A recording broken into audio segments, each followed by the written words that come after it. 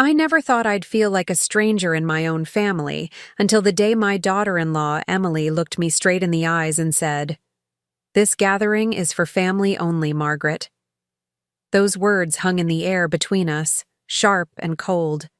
As I stood on their doorstep holding a homemade apple pie still warm from the oven, behind her, I could hear laughter spilling from their dining room, the clink of glasses, the murmur of conversation.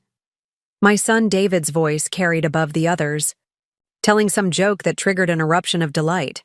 I wasn't invited to hear it. Before we jump back in, tell us where you're tuning in from, and if this story touches you, make sure you're subscribed, because tomorrow I've saved something extra special for you. I'm Margaret Wilson, 62 years old, a retired elementary school librarian. I've lived alone since Robert, my husband of 35 years, passed away from a heart attack 3 years ago. We had one son, David, who was the center of our world. David was always a bright child, excelling in school and later becoming a successful architect. 5 years ago, he married Emily Chen, a marketing executive with ambition that matched his own. When I first met Emily, I welcomed her with open arms. She was charming, driven, and David clearly adored her. I believed our relationship would grow naturally over time. I didn't expect to become her best friend overnight, but I did hope for mutual respect and inclusion in their lives. I wanted to be the kind of mother-in-law who added value rather than stress. For the first year, things seemed fine. Emily was polite if somewhat distant at family gatherings. When Robert was still alive, we'd have Sunday dinners together every other week. After his passing, those invitations became less frequent, then stopped altogether. "We're just so busy, Mom," David would explain over the phone, his voice tinged with apology, but not enough conviction to actually change anything. I tried not to take it personally. Young couples need space to build their own lives, their own traditions. That's what all the magazine articles say, right? So I stepped back, made myself available without being pushy, called only once a week, always asked about Emily first when we spoke. Then came that Saturday evening when I discovered just how far outside the circle I had fallen. It started with a Facebook post, one of David's colleagues congratulating him on his promotion and mentioning the wonderful celebration at his home. I hadn't heard about any promotion, nor any celebration. When I called David, he sounded startled, then admitted there was a small gathering happening that evening. "It's just a few work friends, Mom, nothing fancy." Something in his tone made me suspicious. "That sounds lovely. Should I bring something? I could make that apple pie you love." A long pause. "Actually, Emily's already ordered dessert from that bakery downtown. Maybe next time?" I knew then that this wasn't just a spontaneous work thing. This was planned, deliberate, and I wasn't part of it. Still, I baked that pie anyway, telling myself I'd just drop it off as a surprise. When I arrived at their beautiful craftsman home in Oakwood Heights, cars lined the driveway and spilled onto the street. Music drifted through the open windows, along with the sound of at least 20 people enjoying themselves. This was no small work gathering.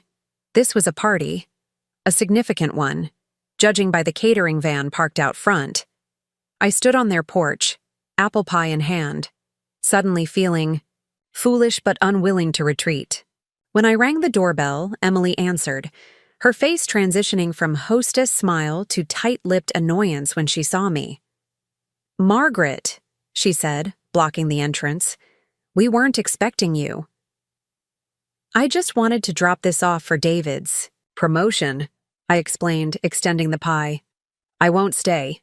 That's when she said those words. "This gathering is for family only, Margaret. Family only." Yet there I stood, David's mother, definitively not family in Emily's eyes. I could have pointed out the obvious, that the house was filled with colleagues and friends, not family. I could have pushed past her and found David. Instead, I stood there, pie in my trembling hands, feeling like I'd been slapped. "I see," I said, my voice barely audible above the music and laughter. Please give David my congratulations.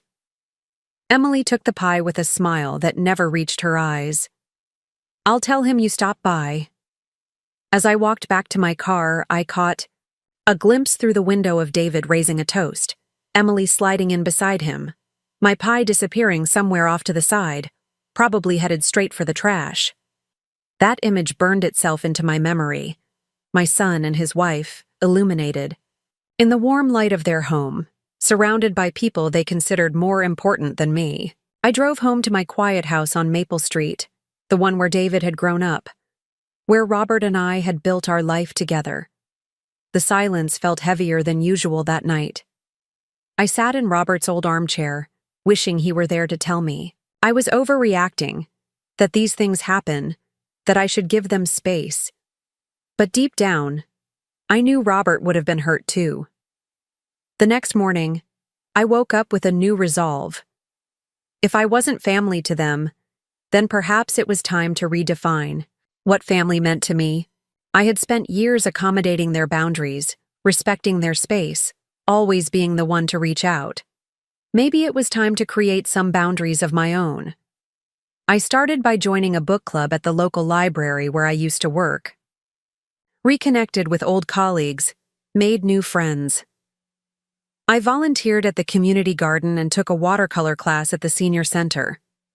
For the first time since Robert died, I was building a life that didn't revolve around waiting for crumbs of attention from my son and daughter-in-law.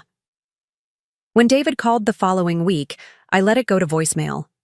His message sounded surprised, almost hurt. Hey Mom, just checking in. Haven't heard from you in a while. Everything okay? I called back 2 days later, keeping the conversation light and brief. I'm fine, just busy with some new activities. How are you both? This new dynamic continued for several months. I stopped initiating contact as frequently, stopped offering to help with every little thing. When we did talk, I shared stories about my new friends and interests rather than just asking about their lives. David seemed confused by the change, but didn't question it directly.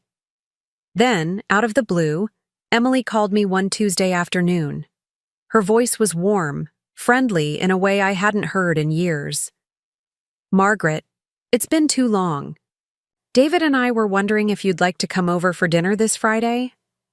The invitation was so unexpected that I nearly agreed automatically. Then I remembered my watercolor class.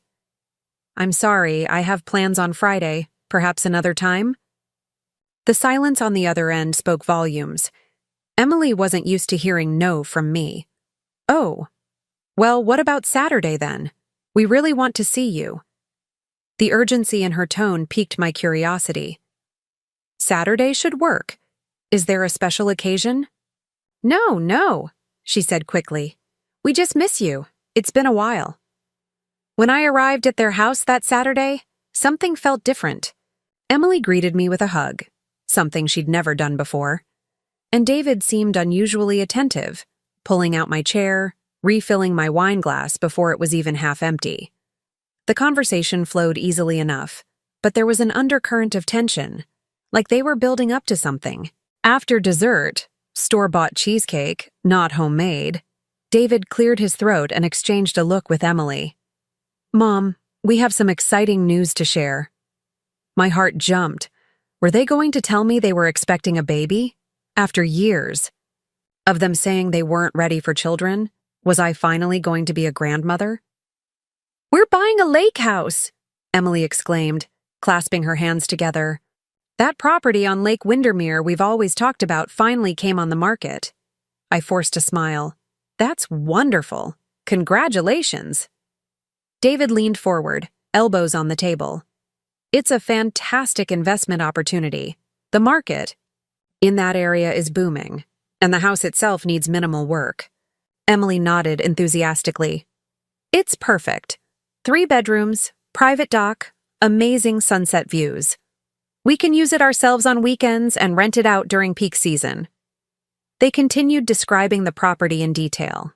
The stone fireplace, the wraparound deck, the boathouse that could be converted into a guest suite. I listened and nodded, wondering why this information required an in-person dinner. It wasn't until they'd exhausted their description that the real purpose of the evening emerged. "So," Emily said, her voice shifting to a softer tone, "we need to finalize the financing this week." David took over. "Our mortgage broker found us a great rate, but we're a little short on the down payment to avoid PMI." I waited, already sensing where this was headed. "We were hoping," Emily continued, "that you might help us with a loan, just until my year-end bonus comes through. It's only about $40,000. Only $40,000, as if that were pocket change. "Or," David added quickly, seeing my expression, "you could co-sign for us. Your credit score is excellent, and it would really help us secure better terms." There it was. After months of minimal contact, after being explicitly told I wasn't family at their celebration, I was suddenly family enough to provide financial backing for their vacation property. Preparing and narrating this story took us a lot of time, so if you are enjoying it, subscribe to our channel. It means a lot to us. Now back to the story. I took a slow sip of water, collecting my thoughts. "I'm surprised you'd ask me for this. The last time we really talked, I was informed that I wasn't considered family." David's face registered shock. "What? When did that happen?" I looked directly at Emily. "At your promotion party, the one I wasn't invited to." Emily's cheeks flushed. "That was a misunderstanding. I never said—" "You said the gathering was for family only," I interrupted quietly. "Your exact words." David turned to his wife, confusion evident on his face. "You told my mother she wasn't family?" Emily's composure slipped momentarily. "I didn't mean it like that. You know how stressful that night was, with all your colleagues there. I just didn't want to explain why your mom showed up unexpectedly." "I showed up because I wasn't told about an important milestone in my son's life," I said.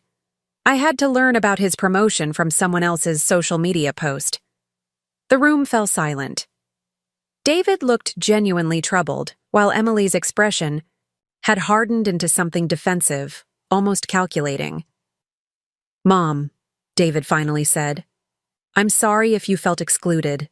That was never our intention." I noted his choice of words, "if you felt excluded," as if my feelings were the problem, not their actions. "I appreciate that," I said, deciding to move past it. "Now, about this loan. I'd need to think about it. $40,000 is a significant amount." Emily's demeanor shifted instantly back to warm and persuasive. "Of course, take your time.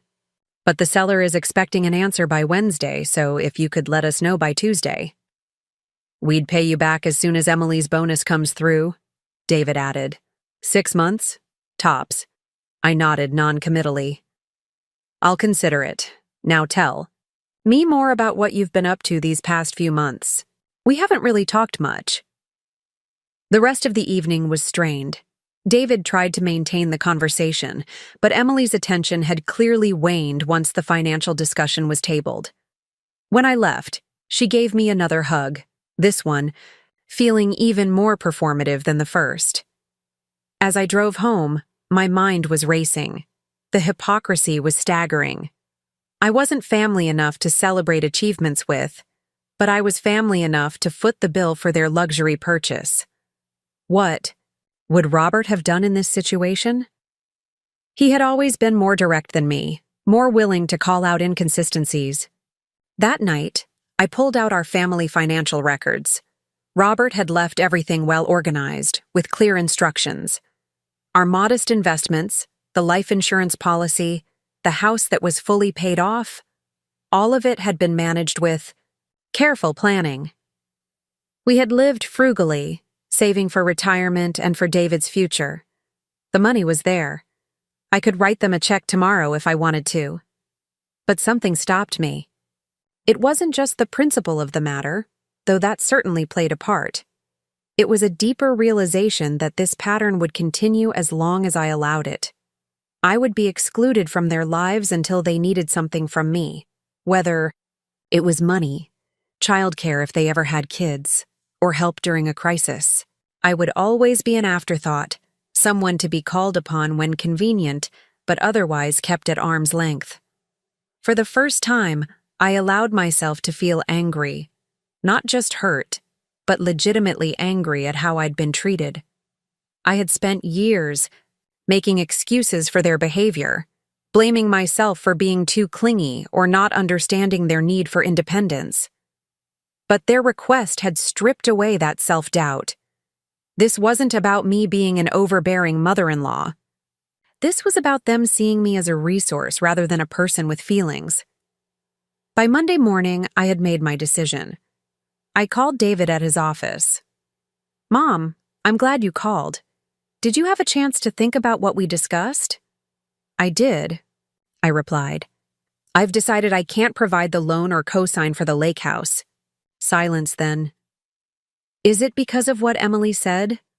"Because I talked to her about that and she feels terrible." "This isn't about punishing Emily," I said carefully. "This is about boundaries. For years, I've respected yours, your need for space, your busy schedules, your decision not to include me in important events. Now I need you to respect mine." "What boundaries?" David sounded genuinely confused. "You've always been there for me, for us." "Exactly," I said. "I've always been there, waiting in the wings, ready to help whenever you needed something. But that's not a relationship, David. That's a convenience." "That's not fair," he protested. "We've been busy building our careers, our life together. And I've been busy rebuilding mine after your father died," I countered. "Yet I always made time for you. When was the last time you asked about my life? Do you know I've taken up watercolor painting? That I volunteer at the community garden 3 days a week? That I've made new friends who actually want to spend time with me?" Another silence, longer this time. When David spoke again, his voice had lost its defensive edge. "I didn't know any of that." "Because you never asked," I said simply. "And now the first real conversation we've had in months is about me giving you money for a vacation property." "It's an investment," he corrected automatically, then seemed to hear himself. "But I understand your point." I softened my tone. "David, I love you. That hasn't changed, but our relationship needs to change. It can't be one-sided anymore." "So you're using this loan as leverage?" The defensiveness was creeping back in. "No," I said firmly. "I'm establishing a boundary. I'm not a bank, and I'm not just your mother when it's convenient. If you want me in your life, it needs to be consistent, not just when you need something from me." The conversation ended somewhat awkwardly, with David promising to think about what I said, but clearly disappointed about the loan. I hung up feeling both drained and strangely liberated. Emily called the next day, her voice honeyed with forced friendliness. "Margaret, I wanted to apologize personally for any misunderstandings.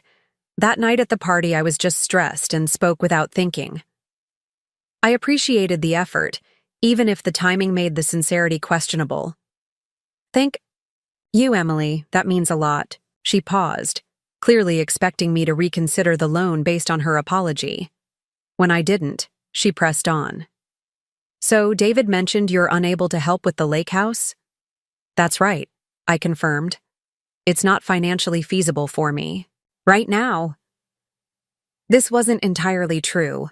I could afford it, but I had decided to allocate those funds differently. The previous day, I had spoken with a financial advisor about setting up an education trust for any future grandchildren and increasing my charitable donations to the literacy program at my old library. Investments in things that mattered to me. Emily's voice took on a sharp edge. "We're offering to pay you back with interest. It's not like we're asking for a handout." "I understand that," I said calmly, "but my answer is still no." There was a heavy silence then. "I always told David you resented me, that you never really accepted me into the family." The accusation was so backwards that I almost laughed. Emily, you're the one who told me I wasn't family. I've spent years trying to be part of your lives, only to be pushed aside until you needed something from me. That's not, she began, then stopped. Fine. We'll figure something out ourselves. After she hung up, I sat in my garden watching butterflies flit between the flowers I'd planted that spring. There was a twinge of guilt. I had the means to help my son, after all. But it was overshadowed by the certainty that I had made the right decision. This wasn't about the money. It was about respect, about being valued for who I was, not what I could provide. 3 weeks passed with no word from either of them. I continued with my new routine: book club on Mondays, volunteering on Tuesdays, Thursdays, and Saturdays, watercolor class on Wednesdays, dinner with my new friends on Friday nights. I discovered I enjoyed bird watching and joined a local Audubon Society group for weekend excursions. My calendar, once dominated by empty spaces, was now pleasantly full. Then, one Sunday afternoon, a knock came at my door. David stood on my porch, alone, holding a bouquet of lilies, my favorite flowers. "Can we talk?" he asked, his expression more solemn than I'd seen it in years. I invited him in, accepting the flowers with a thank you. We sat in the living room, where he looked around as if seeing it for the first time. "You've redecorated," he observed. Indeed, I had. Gone were Robert's dark leather recliners and the heavy curtains.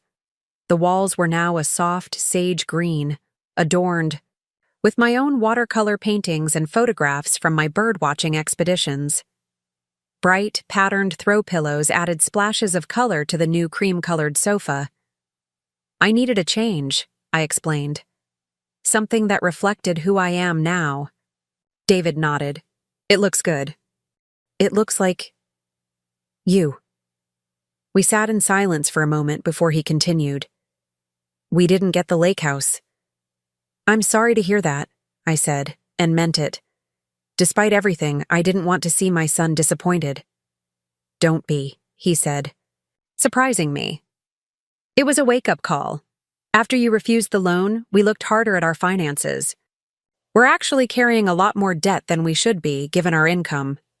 Emily's spending habits." He trailed off. "Well, let's just say we needed a reality check." I listened without commenting, sensing there was more. "But that's not why I'm here," he continued. "I've been thinking about what you said, about our relationship being one-sided. You were right. After Dad died, I should have been more present for you. Instead, I got caught up in my own life and took for granted that you'd always just be there when I needed you." His honesty touched me.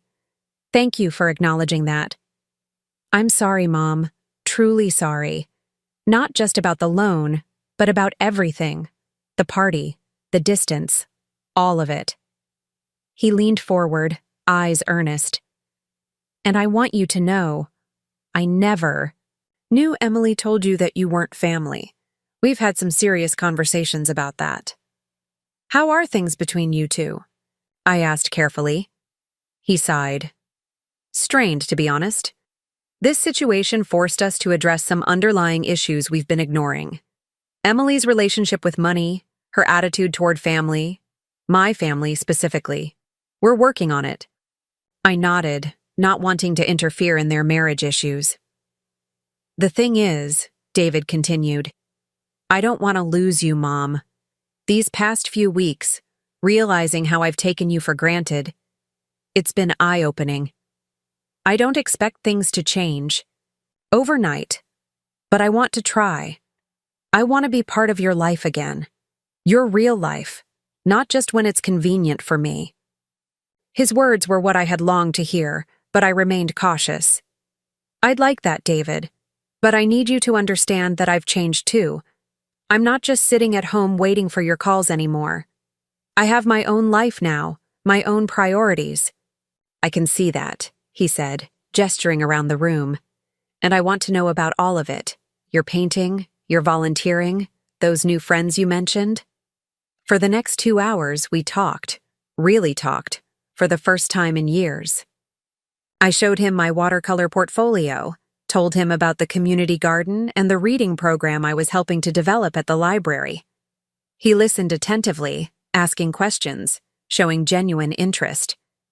In turn, he opened up about his work, challenges, his worries about his and Emily's financial future, his regrets about our strained relationship. When he left, we had agreed to have dinner every other Sunday, just the two of us at first, giving Emily some time to process everything. He promised to come to my upcoming watercolor exhibition at the senior center, small steps toward rebuilding what had been broken. As I watched him drive away, I felt a cautious hope blossom. Maybe this painful experience had been necessary, a catalyst for change, for growth on both sides.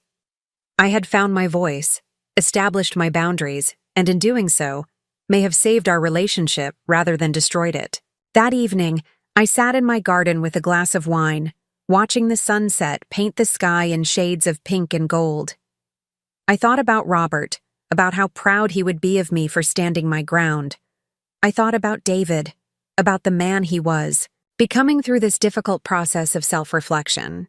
And I thought about myself, Margaret Wilson, no longer just a mother or a widow, but a woman with her own identity, her own worth, her own voice.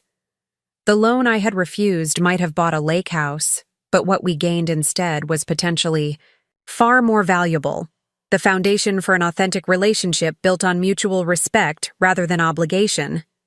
Only time would tell if this new understanding would last, but for the first time in years, I felt optimistic about our future as a family.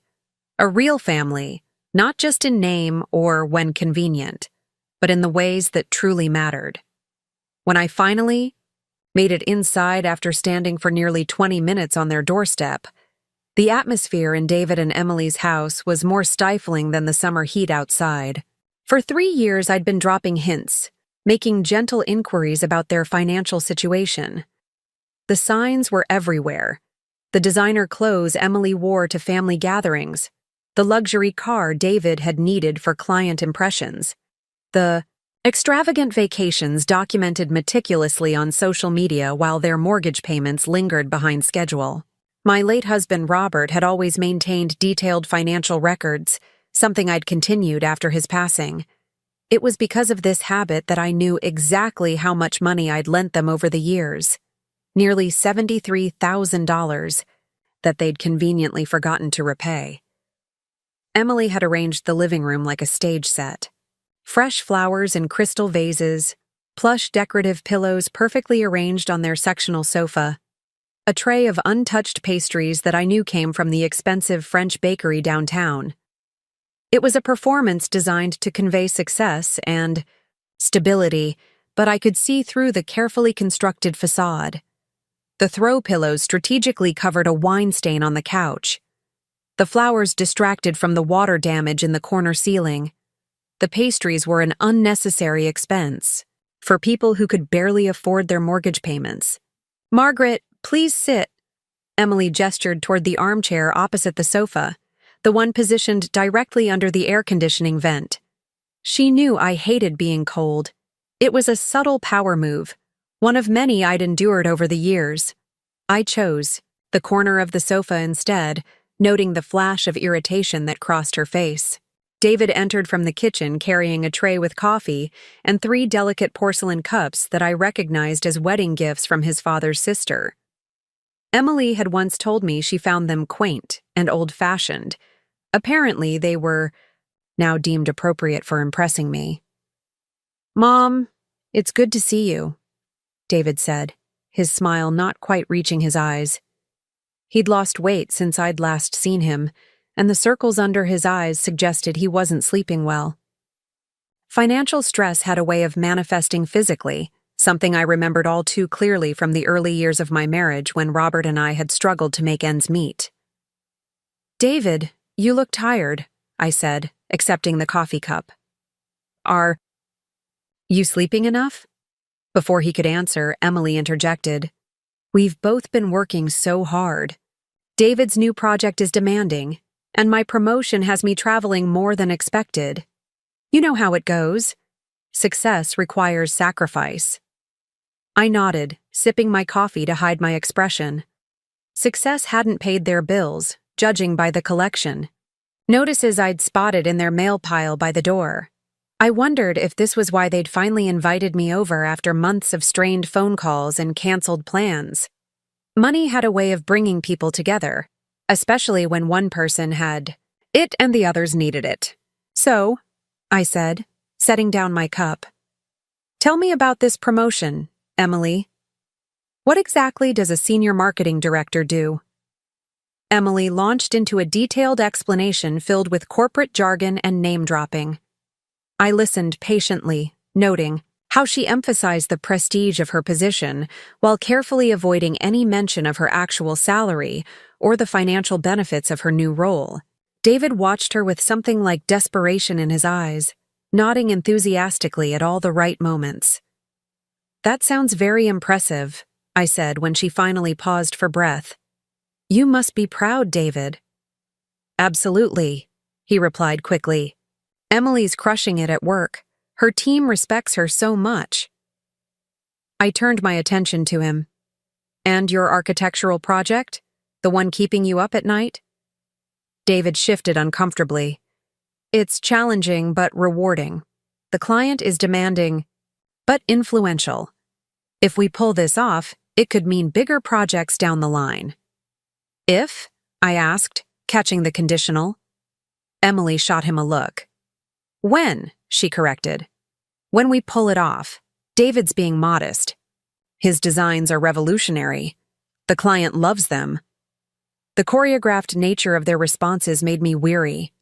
This dance had been going on for years, them projecting an image of success while quietly drowning in debt, me pretending to believe, them while silently calculating how much they'd need this time.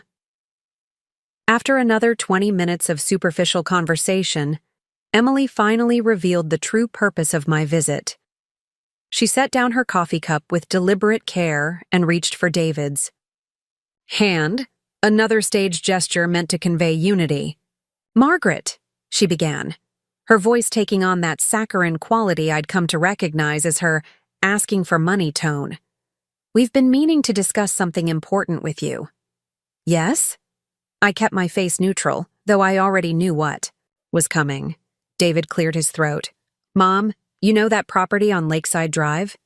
The Tudor-style house with the boat dock? I nodded. The Hendersons' old place? The one that's been on the market for over a year? That's the one, Emily cut in, leaning forward eagerly. We've made an offer, and they've accepted. Congratulations, I said carefully. That's a beautiful property. It is, David agreed. But more importantly, it's an investment opportunity we couldn't pass up. The location alone guarantees value appreciation, and with some minor renovations, we could easily flip it for a substantial profit. The Hendersons' house was listed at $875,000, far beyond what David and Emily could afford given their current financial situation. They weren't looking for an investment. They were looking for a bailout. Again. That's quite an undertaking, I observed. The Faito Henderson's place needs significant work. The foundation alone would cost— We've had it inspected, Emily interrupted. It's not as bad as people think. Most of the issues are cosmetic. I'd known Harold Henderson for 30 years before he passed away. His widow had confided in me about the structural problems that made selling the house so difficult. The cracked foundation, the outdated electrical system, the mold in the basement. Either Emily and David had hired an incompetent inspector, or they were deliberately minimizing the property's flaws to justify their impulsive decision. I see, I said simply, waiting for them to reach the point, the real reason for this carefully orchestrated meeting. Emily exchanged a glance with David, then continued. We're so excited about this opportunity, but we've hit a small snag with the financing. Small snag? I repeated. David jumped in. The bank requires a larger down payment than we anticipated. With Emily's promotion and my upcoming project bonus, we'll have the funds in a few months. but the sellers need to close in 3 weeks. So you need a loan, I stated plainly, cutting through the pretense. Relief flashed across David's face at my directness. Yes, just a short-term loan. We'll pay you back as soon as— How much? I asked. Another glance between them. Emily's smile tightened almost imperceptibly. 200,000. The amount hung in the air between us. It wasn't a small sum by any measurement, and certainly not one to be repaid in a few months, regardless of promotions or project bonuses. That's a substantial down payment, I observed. I thought banks were offering loans with as little as 3% down these days. Emily's smile didn't waver. The rates are more favorable with 20% down. It's financially savvy, in the long run. What she didn't say, what neither of them would admit, was that their credit scores likely disqualified them from those favorable terms. Years of missed payments and maxed-out credit cards had consequences, despite their attempts to maintain the illusion of prosperity. I took a moment to consider my response, studying my son's face. David had Robert's eyes, warm brown with flecks of gold when caught in the right light. But where Robert's eyes had reflected honesty and integrity, David's held a desperation. That pained me. Somewhere along the way, my son had lost himself in Emily's vision of success, a vision built on appearance rather than substance. I'll need to think about it, I said finally. $200,000 is not a decision I can make on the spot. Emily's smile faltered. The sellers have other interested parties. We need to secure the financing quickly. Then perhaps you should explore other options, I suggested. Home equity loans, retirement account loans. We've looked into those, David interrupted. The timelines don't work. Mom, this is a golden opportunity. The market in that area is exploding. In 5 years, the property could be worth double. I'd heard similar promises before.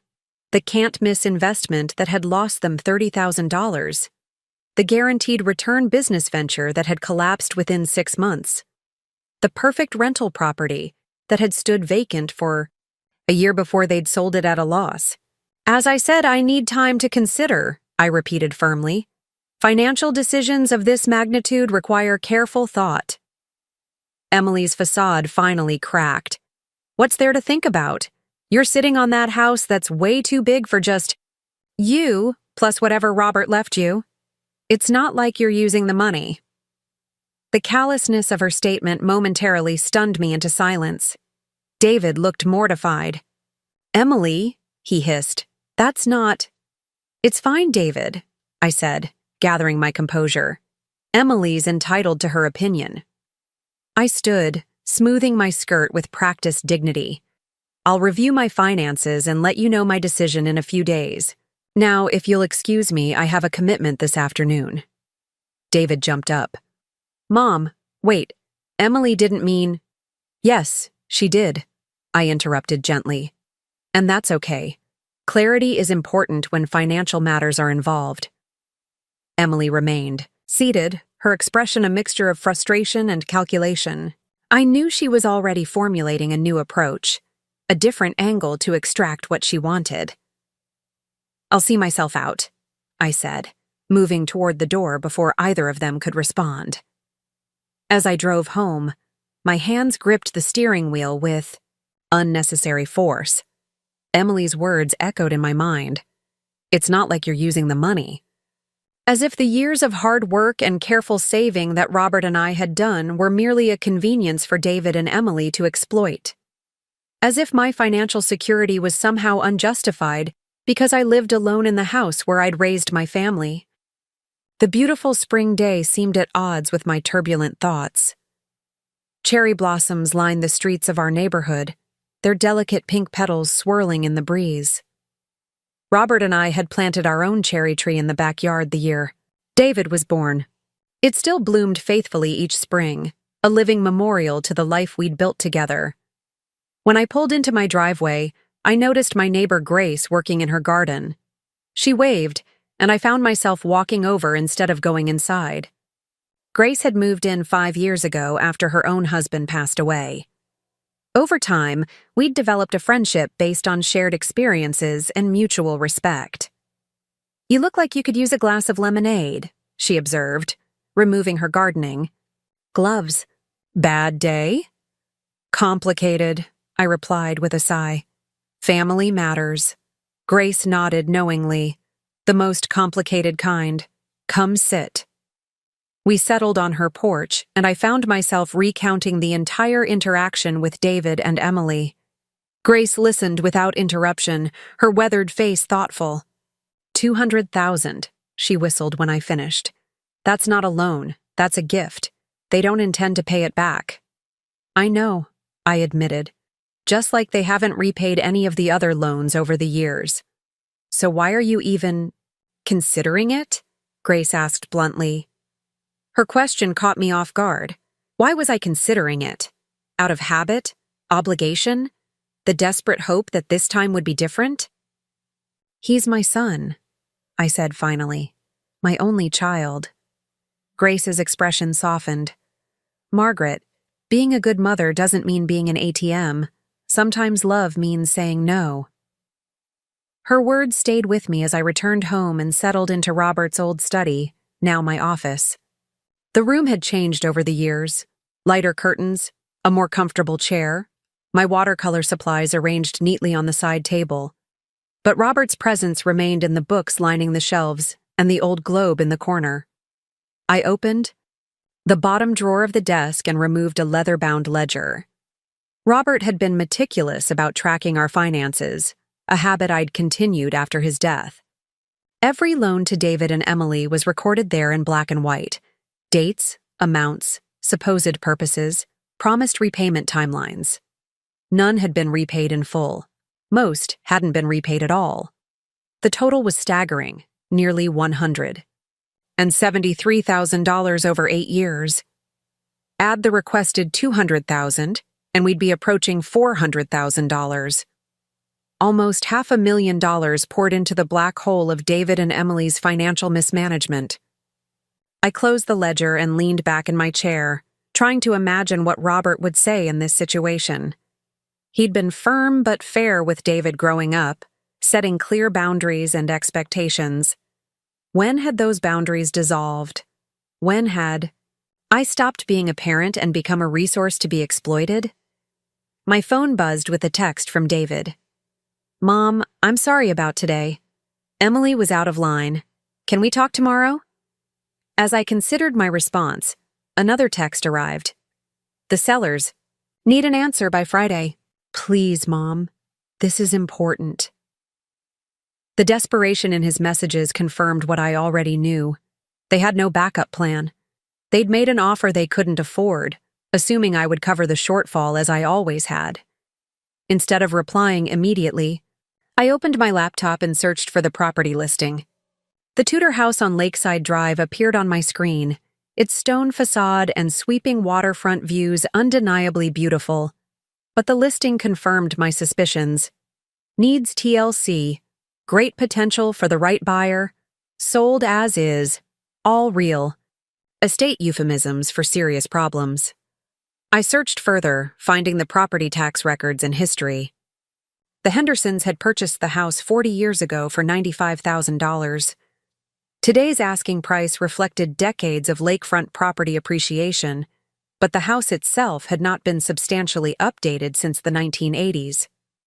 The investment potential David and Emily envisioned would require significant capital beyond the purchase price, capital they didn't have. Next, I searched for rental properties in the area. If their plan was to generate income through vacation rentals, they'd be facing stiff competition from professionally managed properties with modern amenities and excellent reviews. The likelihood of them recouping their investment, let alone profiting, seemed increasingly slim. By the time I finished my research, evening had fallen. I made myself a simple dinner and ate in the kitchen, surrounded by memories of family meals, when David was growing up. How had we gone from those warm, connective moments to this transactional relationship? After dinner, I called my financial advisor, Richard, who had helped manage our investments since before Robert's death. "Margaret," he greeted me warmly. How are you? It's been a while since we've checked in. I'm well, Richard. I'm calling because I need some perspective on a potential investment. I outlined the situation without specifically mentioning David and Emily, describing it instead as a family member seeking funds for a lakefront property investment. Richard listened carefully, occasionally asking clarifying questions about the property condition, location, and proposed terms. When I finished, he was silent for a moment. Margaret, based on what you've described, this sounds like a high-risk venture with limited upside potential. The property requires substantial renovation, the local rental market is saturated, and the proposed repayment timeline is optimistic at best. So you wouldn't recommend it as an investment? I pressed. Not for someone in your position, no, he said firmly. Your portfolio is balanced and secure. It provides the income you need while preserving capital. This proposal would introduce unnecessary risk and potentially jeopardize your financial security. And if it were a loan rather than an investment? Richard chuckled. In my experience, mixing family and loans rarely ends well. If you decide to provide the funds, I'd suggest treating it as a gift, money you don't expect to see again. That way, if it is repaid, it's a pleasant surprise rather than a source of ongoing tension. His advice confirmed what I already knew. This wasn't about the lake house or investment opportunities. It was about establishing boundaries that should have been in place years ago. I thanked Richard and ended the call, then spent the evening reviewing my financial records once more. The truth was, I could provide the money David and Emily wanted. Robert's life insurance, our savings, and prudent investments had left me in a comfortable position. But comfortable didn't mean unlimited, and it certainly didn't mean I should continue enabling David and Emily's financial irresponsibility. Before bed, I finally replied to David's text. Let's meet tomorrow, my house, 11 a.m. His response came immediately. Thank you, Mom. We'll be there. I prepared carefully for their visit the next morning. I made coffee, set out some simple store-bought cookies, and arranged my paperwork on the dining room table. The ledger sat prominently in the center, along with printouts of the lake house listing and my notes from the conversation with Richard. They arrived precisely at 11, Emily wearing what I recognized as her business negotiation outfit, a sleek black dress with subtle gold accessories. David looked nervous, fidgeting with his watch as they sat down at the table. Thank you for seeing us, Margaret, Emily began. I want to apologize for yesterday. My comment about the money was inappropriate and insensitive. Her apology sounded rehearsed, and her eyes kept drifting to the ledger on the table. I appreciate that, Emily, I said, pouring coffee for each of us. And thank you both for coming. I've given a lot of thought to your request. David leaned forward eagerly. And? Before I give you my decision, I'd like to review something with you. I opened the ledger and turned it toward them. This is a record of all the financial assistance your father and I have provided over the years. David's expression changed from eagerness to discomfort. Emily's lips pressed into a thin line. Mom, is this really necessary? We know you've helped us out. Yes, it is necessary, I said firmly. The total amount, as you can see, is $173,452. None of these loans has been fully repaid. Emily crossed her arms defensively. We've been building our careers, establishing ourselves. These things take time and investment. I understand that, I said, but they also require accountability. Each time you've asked for money, there's been a promise to repay, a timeline that's never been met. Before I consider providing an additional $200,000, I need to understand how this time will be different. David shifted uncomfortably. Mom, this isn't a handout. It's an investment opportunity we're including you in, the property value alone. I've researched the property, I interrupted, sliding the printouts toward them. It needs approximately $300,000 in renovations to be marketable as either a residence or a rental. The electrical system is outdated. The foundation has issues, and according to the disclosure statement, there's significant water damage in the basement. Emily's confidence visibly faltered. Our inspector didn't mention— Did you have an independent inspection? I asked. Or did you rely on the seller's disclosure? Their silence answered my question. Furthermore, I continued, the rental market in that area is highly competitive. To generate the income you're projecting, you'd need to invest in high-end fixtures and furnishings, professional photography, sophisticated booking software, and likely a property management service. Have you budgeted for those expenses? David ran a hand through his hair, a nervous habit he'd had since childhood. We have some savings set aside for renovations. How much? I asked directly. More uncomfortable silence. David, Emily, I said, softening my tone. I'm not trying to embarrass you. I'm trying to understand the full picture before committing such a large sum of money. Emily finally spoke, her voice tight with suppressed frustration. We have about $30,000 for initial renovations. My year-end bonus should cover more, and we plan to do some of the work ourselves to save on costs. $30,000 wouldn't cover even the basic structural issues, let alone the cosmetic updates they envisioned. And neither David nor Emily had any renovation experience beyond painting a wall. I see, I said. And the down payment? You're asking for $200,000. What percentage of the purchase price is that? David cleared his throat. It's about 23%. The purchase price is $875,000. I nodded, taking a sip of my coffee. And what are the terms of the mortgage you've been approved for? Another exchange of glances. Emily spoke carefully. We're still finalizing the details with the bank. So you don't actually have mortgage approval yet? I clarified. It's preliminary approval, David amended. The final terms depend on the down payment amount. I closed the ledger and folded my hands on top of it. David, Emily, I've given this a great deal of thought. I've consulted with my financial advisor and considered all aspects of your proposal.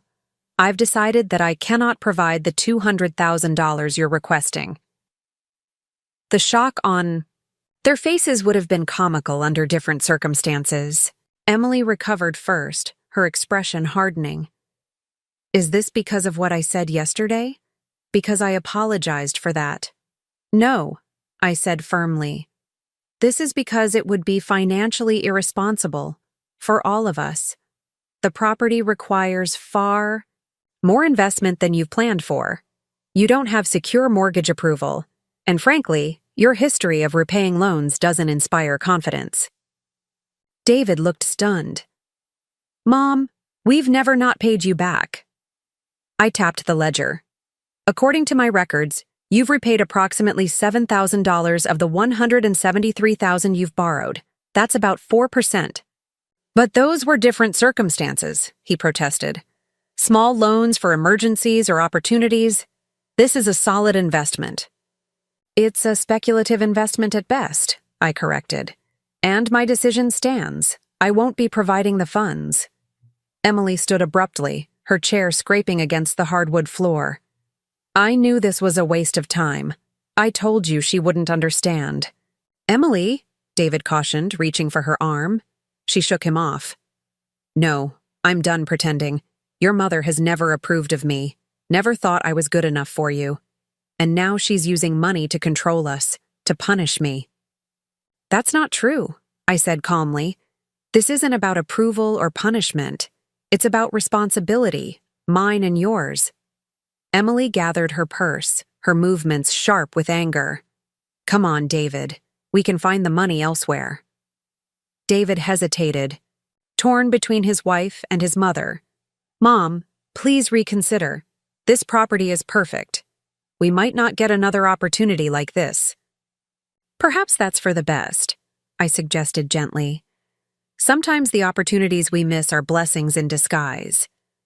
Emily scoffed. Spare us the fortune cookie wisdom.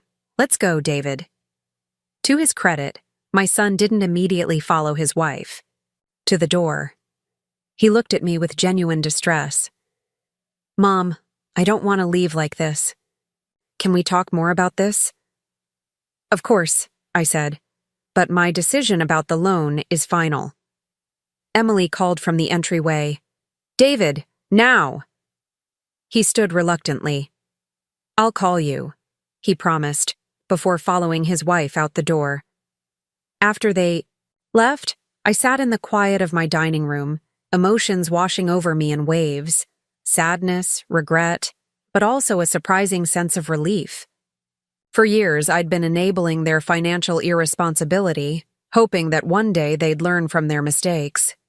Today, I'd finally drawn a line. I returned the ledger to Robert's study and stood for a moment looking at his photograph on the desk. I think you would have done the same, I told his smiling image, though perhaps with more tact. The rest of the day passed in a strange limbo.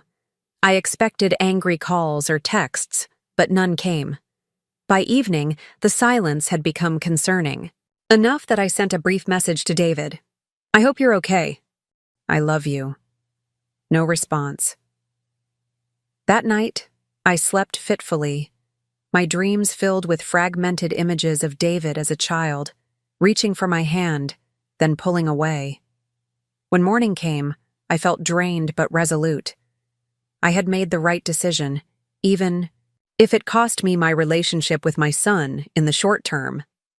3 days passed without any contact from David or Emily.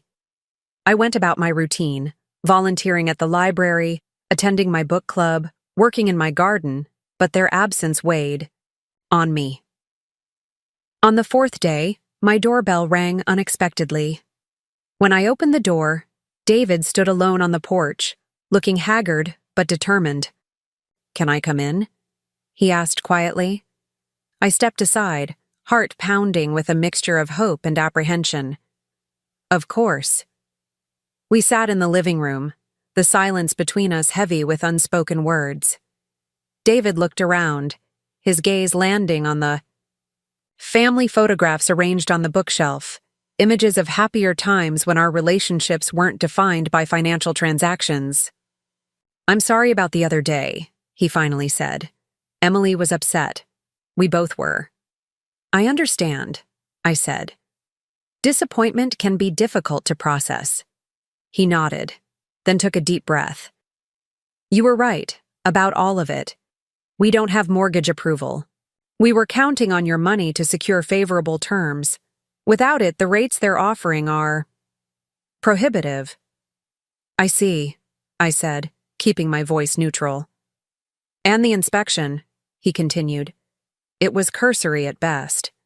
After you raised those concerns, I hired an independent inspector to take a closer look. The issues are even worse than you thought. The foundation alone would cost over $100,000 to repair properly. Relief washed over me. He had listened. He had checked for himself rather than taking Emily's optimistic view at face value. I'm sorry the property wasn't what you hoped, I said sincerely. I know how disappointing that must be. David looked down at his hands. Emily's still angry. She thinks we could have made it work, that you sabotaged our opportunity because you don't approve of her. That's not. I know, he interrupted.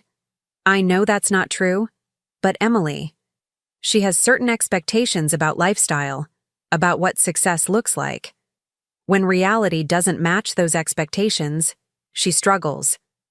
I chose my next words carefully. David, your father and I raised you to understand the difference between wants and needs, between appearance and substance. Somewhere along the way, it seems those distinctions have become blurred for you. He didn't deny it. Emily's world is different. Her family has always focused on status, on keeping up appearances. I got caught up in that, in wanting to provide the lifestyle she expected. At what cost? I asked gently. David sighed heavily. Our credit scores are in the toilet. We're maxed out on credit cards. The luxury car is 3 months behind on payments. If I'm being completely honest, we're drowning. The admission hung between us, painful but necessary. For the first time in years, my son was being truthful about his financial situation.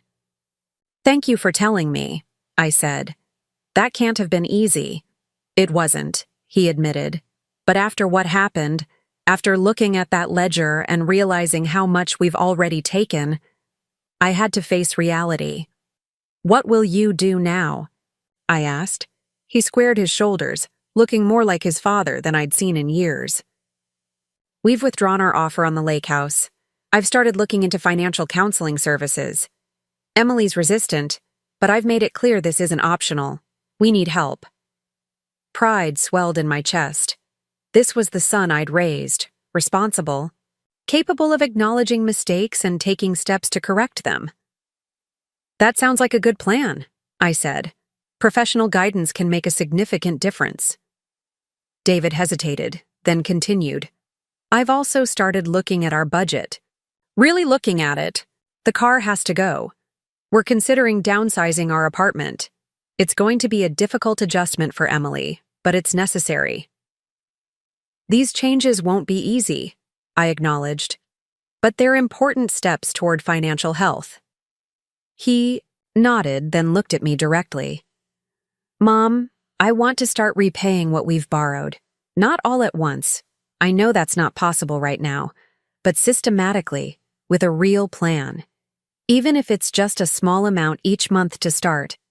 I want to honor those obligations." Tears pricked at my eyes. This was more meaningful than any apology could have been. A concrete acknowledgement of responsibility and a commitment to change. "I think that's a wonderful idea," I said, my voice thick with emotion. "We can work out a reasonable payment. Plan once you've met with the financial counselor and have a better understanding of your budget." David seemed to relax slightly, as if a burden had been lifted. "Thank you for not giving up on me, for saying no when it would have been easier to say yes." "That's what mothers do," I said simply. "We do what's best for our children, even when it's difficult, even when they don't understand or appreciate it at the time." He smiled slightly. "Dad would have handled this better. He would have seen through our plan immediately." I laughed softly. "Your father was direct, that's certain. But he believed in learning from mistakes, not avoiding them altogether. He would be proud of you for taking these steps now." David glanced at his watch. "I should go. Emily's expecting me back." "How are things between you?" I asked carefully. He sighed. "Tense. This situation has brought up some fundamental differences in how we view money, success, family. We have work to do." I nodded, understanding all too well how financial stress could strain a marriage. Robert and I had weathered our own challenges in the early years. "Marriage is a partnership," I said. "It requires compromise, communication, shared goals. It's not always easy, but it's worth the effort." David stood, and I walked him to the door. Before leaving, he turned and embraced me. A real hug, not the perfunctory gesture he'd offered in recent years. "I love you, Mom," he said, his voice muffled against my shoulder. "I'm sorry we've taken you for granted." I held him tightly. This grown man who would always be my little boy in some corner of my heart. "I love you too. Always have. Always will." As I watched him drive away, I felt a cautious optimism. The road ahead wouldn't be smooth. Habits and attitudes were difficult to change, and Emily's cooperation remained uncertain. But today, a first step had been taken. A boundary had been established and respected. A truth had been acknowledged. I returned to my garden, finding comfort in the simple act of tending to growing things. Some plants thrived with constant attention and care, while others needed space and independence to develop strong roots. Perhaps the same was true of children. Perhaps by stepping back, by refusing to be merely a financial resource, I had given David the opportunity to grow in ways that continued support would have prevented. Only time would tell if today's revelations would lead to lasting change. But for now, as I knelt in the soft earth among the blooming flowers Robert and I had planted together years ago, I felt a sense of peace. I had done the right thing, the necessary thing. I had been a mother, not a bank, and in that moment, that was enough. I found myself standing at Emily and David's front door 2 weeks after our confrontation over the lake house loan. This time, I hadn't been invited. I'd driven across town on impulse after receiving a call from Marianne Peterson, an old friend who worked at the bank where David and Emily kept their accounts. Under normal circumstances, Marianne would never breach confidentiality, but what she'd witnessed had disturbed her enough to make an exception. "Margaret, I shouldn't be telling you this," she'd said, her voice low and concerned over the phone. "But as a friend, I think you need to know. Emily was just here, trying to take out a high-interest loan using your house as collateral. She had papers she claimed you'd signed, authorizing her to use your property as security." My blood had run cold. "I never signed anything like that." "I know," Marianne had replied. "The signatures didn't match our records. When I questioned her about it, she stormed out. 'Margaret, I think she forged your signature.'" Now, standing on their doorstep with my heart pounding, I wondered if I was making a mistake by confronting them directly. Perhaps I should have gone to my lawyer first, or even the police. But some part of me needed to hear their explanation, to give my son one last chance to do the right thing. I rang the doorbell, listening to the hollow chimes echo through their house. No response. I rang again, then knocked firmly. Finally, I heard movement inside. The door opened to reveal David, unshaven and bleary-eyed, wearing wrinkled clothes that suggested he'd been sleeping in them. "Mom?" His surprise seemed genuine. "What are you doing here?" "We need to talk," I said, my voice steadier than I felt. "May I come in?" He hesitated, glancing over his shoulder into the house. "Now's not really a good time." "It's important, David." I met his eyes firmly. "It's about the forged documents Emily tried to use at First National Bank this morning." His face drained of color. Without another word, he stepped aside to let me enter. The house was in disarray. Empty takeout containers littered the coffee. Table mail was scattered across the floor, and there was a distinct odor of neglect in the air. This wasn't the meticulously staged home I'd visited before. This was what desperation looked like when the facades crumbled. "Where's Emily?" I asked, remaining standing despite David's half-hearted gesture toward the couch. "She's not here," he said, running a hand through his disheveled hair. "She left a few hours ago. We had an argument." "About the forgery?" I pressed. David's shoulders slumped. He seemed to age 10 years in an instant. "So it's true. She actually went through with it." "You knew?" The betrayal cut deeper than I'd anticipated. "No, yes, not exactly." He paced the living room, agitated. "She mentioned it as a possibility. I told her it was insane, illegal. I thought I'd talked her out of it." I wanted to believe him. The little boy who'd once possessed such a clear sense of right and wrong couldn't have fallen this far. But the evidence suggested otherwise. "David, this is serious. Forgery, attempted fraud. These are criminal offenses." "I know," he snapped, then immediately softened. "I know. Everything's falling apart, Mom. After you refused the loan for the lake house, things between us." He trailed off, gesturing vaguely at the chaos surrounding us. "Tell me what's happening," I said, softening my tone. "All of it." David sank onto the couch, head in his hands. "My firm is downsizing. I've been put on notice, 3 months. Then my position is eliminated. Emily doesn't know yet. I've been afraid to tell her." "Why?" He looked up at me, his eyes red-rimmed with exhaustion.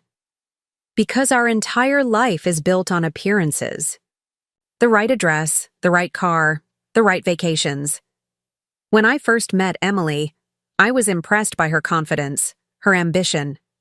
I wanted to be part of her world, to give her everything she wanted. At any cost, I observed quietly. Yeah, he admitted. At any cost. Including lying to her about our financial situation, maxing out credit cards to maintain the illusion, borrowing money from you without any real plan to repay it. I finally sat down beside him, maintaining some distance but close enough to show I was listening. And the lake house? Was that Emily's idea or yours? Hers initially, he said, but I went along with it. Convinced myself it could solve our problems, generate rental income, give us somewhere to escape the pressure. I knew it was a long shot, but I was desperate. And now?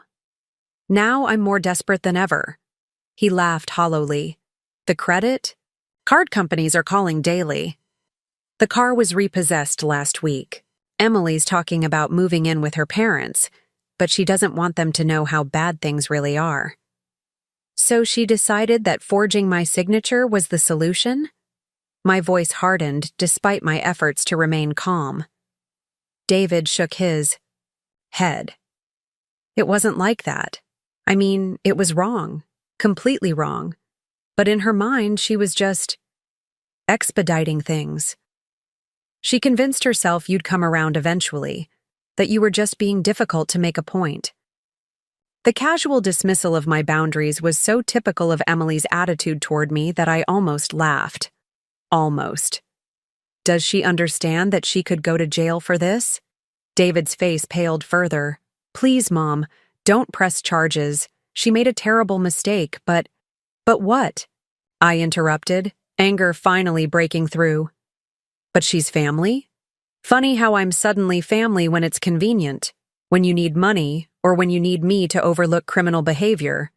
But I wasn't family when Emily excluded me from your promotion party, or when you both forgot my birthday last year, or when you canceled our Christmas plans at the last minute because something better came along.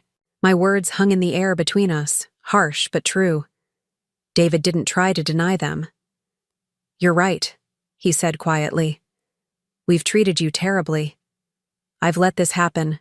Let Emily dictate the terms of our relationship with you because it was easier than standing up to her.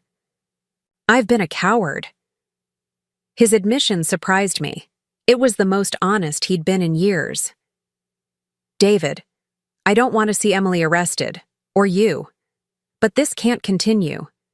You both need help, financial counseling at minimum, possibly therapy to address the underlying issues. Emily won't go for that, he said immediately. She doesn't believe in therapy, says it's for weak people. I raised an eyebrow. And how's her approach working out so far? He gave a defeated shrug. Fair point. The front door opened suddenly, and Emily swept in, her arms laden with shopping bags from expensive boutiques.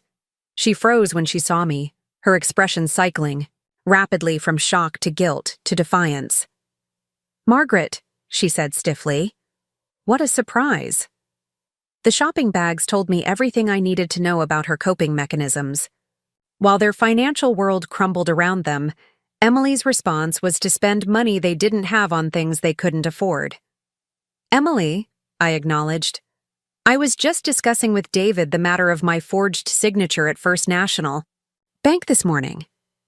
The color drained from her face, but she recovered quickly, setting down her bags with deliberate care. I don't know what you're talking about. Please don't insult my intelligence, I said calmly. Marianne Peterson called me. She's known me for 30 years. Did you really think she wouldn't recognize a forged signature? Emily's composure slipped, her eyes darting to David. You told her? He didn't have to, I said. The bank called. Me directly. This was a small lie. Marianne had called as a friend, not in any official capacity, but I wanted to protect her from Emily's wrath. So what now? Emily demanded, her voice brittle. You're here to threaten me? To tell David? What a terrible person I am. I'm here, I said carefully, because I'm concerned. For both of you. Forgery is serious, Emily. It's not something I can simply overlook. Of course not, she said bitterly. You've never approved of me. You've been waiting for an opportunity like this. That's not true, I protested. I've tried for years to build a relationship with you, but you've kept me at arm's length, included me only when it served your purposes.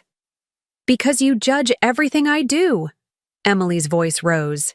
The way I dress, the way I manage our home, the way I interact with David. Nothing is ever good enough for the saintly Margaret Wilson. I was taken aback by the vehemence of her response. Was that really how she saw me? As judgmental and disapproving?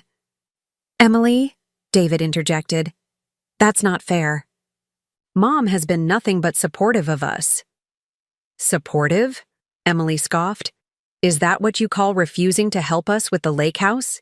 Keeping track of every penny she's ever lent us in that ridiculous ledger? You mean the loans you've never repaid? I countered, my patience wearing thin.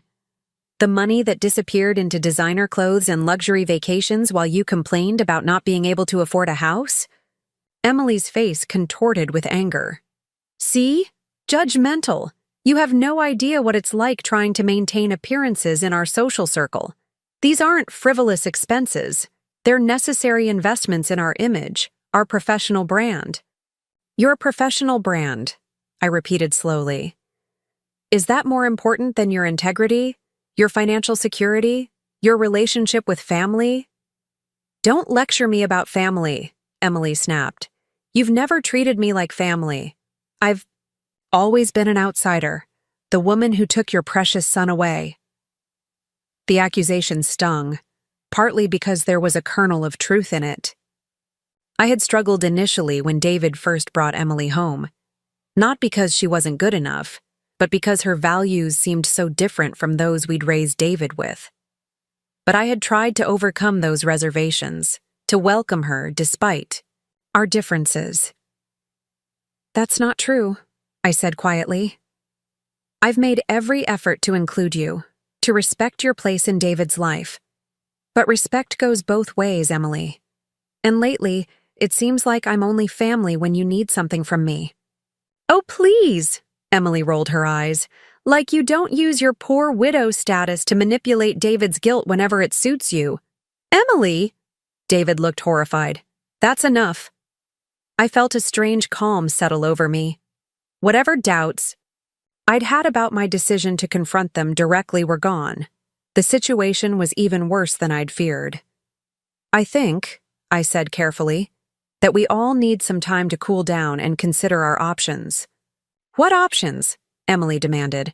Are you going to the police? Is that your threat? It's not a threat, I clarified. It's a reality you created when you committed forgery. But no, I haven't gone to the police yet. I wanted to hear your side first to give you a chance to explain. How magnanimous, Emily muttered. David stood up, his posture straightening with what looked like resolve. Emily, stop. Mom is right. What you did was wrong. Illegal. We need to face the consequences of our actions, not attack her for pointing them out. Emily stared at him, in disbelief. Whose side are you on? This isn't about sides, he said firmly. It's about right and wrong, and we've been wrong about a lot of things. It's time to face reality. Something in his tone must have reached her because Emily's aggressive stance faltered. For the first time since I'd known her, she looked uncertain, vulnerable even. What does that mean? She asked, her voice smaller now. David looked at me, then back at his wife. It means we need help. Professional help. Financial counseling. At minimum, possibly more. It means we need to stop living beyond our means. Stop pretending we're something we're not. And if I refuse? Emily challenged, though her voice lacked conviction. David's response was quiet but firm. Then you'll be refusing alone. I can't do this anymore, Em. The lying, the pretending, the constant stress of maintaining appearances. We can't afford. It's killing me. The raw honesty in his voice seemed to penetrate Emily's defenses. She sank into a chair, suddenly looking exhausted. "What about the forgery?" she asked, addressing me directly for the first time, without hostility. "Are you going to report me?" I considered my options carefully. The rational part of me knew that reporting Emily's crime might be the wake-up call they both needed, but the mother in me couldn't bear the thought of contributing to their further downfall. "That depends," I said finally. "I'm willing to handle this privately, but only under certain conditions." "What conditions?" Emily asked warily. "First, you both agree to financial counseling, real counseling with a certified professional, not just a budget app or online course. Second, you commit to a repayment plan for the existing loans, even if it's just a small amount each month. Third, complete transparency about your finances going forward. No more secrets, no more pretenses." David nodded immediately. "That's more than fair." Emily hesitated, her pride visibly warring with her self-preservation instincts. "And if we agree to these conditions, you won't go to the police about the incident at the bank?" "I won't," I confirmed. "But Emily, this is your only chance. If anything like this happens again, I won't hesitate to take legal action." She nodded slowly, defeated. "I understand." The tension in the room eased slightly, though the air remained thick with unspoken emotions. I stood up, suddenly exhausted by the confrontation. "I should go," I said. "You two have a lot to discuss." David walked me to the door, stepping outside with me onto the porch. "Mom," he said quietly, "I'm sorry for everything. For letting things get this bad, for not standing up to Emily sooner, for taking you for granted." I looked at my son, really looked at him, and saw both the boy he had been and the man he was struggling to become. "I know, David, but apologies aren't enough anymore. I need to see real change." "You will," he promised. "I'm going to fix this, all of it." I wanted to believe him. Despite everything, I still wanted to believe in my son. "I hope so," I said, "for both your sakes." As I drove home, a storm of emotions swirled within me. Anger, disappointment, concern, and underneath it all, a stubborn, persistent love that refused to be extinguished despite years of neglect and exploitation. Parenting, I reflected, didn't end when a child reached adulthood. It just became more complicated, the boundaries less clear. When I arrived home, I went straight to Robert's study and sank into his chair, wishing as I had so many times since his death that he were here to offer guidance. What would he have done in this situation? Would he have reported Emily's forgery? Walked away from the relationship entirely? Found some middle ground as I was attempting to do? I had no answers, only a profound weariness and the sense that the path forward would be neither straight nor easy. The next morning, I called Marianne at the bank to thank her for the warning and assure her that the situation was being addressed privately. I asked her not to report the incident officially, at least for now. "Are you sure, Margaret?" she asked, concerned. "What Emily did was a serious offense." "I'm sure," I said. "They're both in a fragile state right now. I think legal consequences would push them over the edge rather than help them recover." "You're being more forgiving than I would be," Marianne observed. Was I being forgiving or simply enabling more bad behavior? The line seemed increasingly blurry. "Maybe," I acknowledged. "But their family. Complicated, flawed family." After hanging up, I made another call, this one to Richard Anderson, a financial counselor highly recommended by my own financial advisor. I explained the situation in general terms and asked if he would be willing to work with David and Emily. "These cases can be challenging," Richard warned me, especially when the financial issues are entangled with family dynamics and emotional patterns. Both parties have to be fully committed to the process for it to succeed. I understand, I said, but they need help, and I believe they're ready to receive it. Then I'd be happy to meet with them, he agreed. But Margaret, I want to be clear about something. My loyalty will be to my clients, your son and daughter-in-law. I won't be reporting back to you about their finances or our discussions. I wouldn't expect you to, I assured him. I just want them to get the help they need. After arranging an initial consultation for the following week, I texted David with the details. His response was immediate and grateful. Thank you, Mom. We'll be there. Both of us. It was a small step, but perhaps a significant one. The days that followed were quiet. I didn't hear from either David or Emily, which was both a relief and a worry. Were they actually discussing their options, making plans, facing reality? Or was Emily already convincing David to backtrack on his commitments, to find another way to maintain their unsustainable lifestyle? I tried to focus on my own life, on the activities and relationships that brought me joy. I worked in my garden, attended my book club, volunteered at the library's literacy program. I had lunch with Grace and shared the latest developments, appreciating her unvarnished perspective. You're making the right call, she assured me over soup and salad at our favorite cafe. Reporting Emily might have felt satisfying in the moment, but it wouldn't have solved the underlying issues. I hope you're right, I said.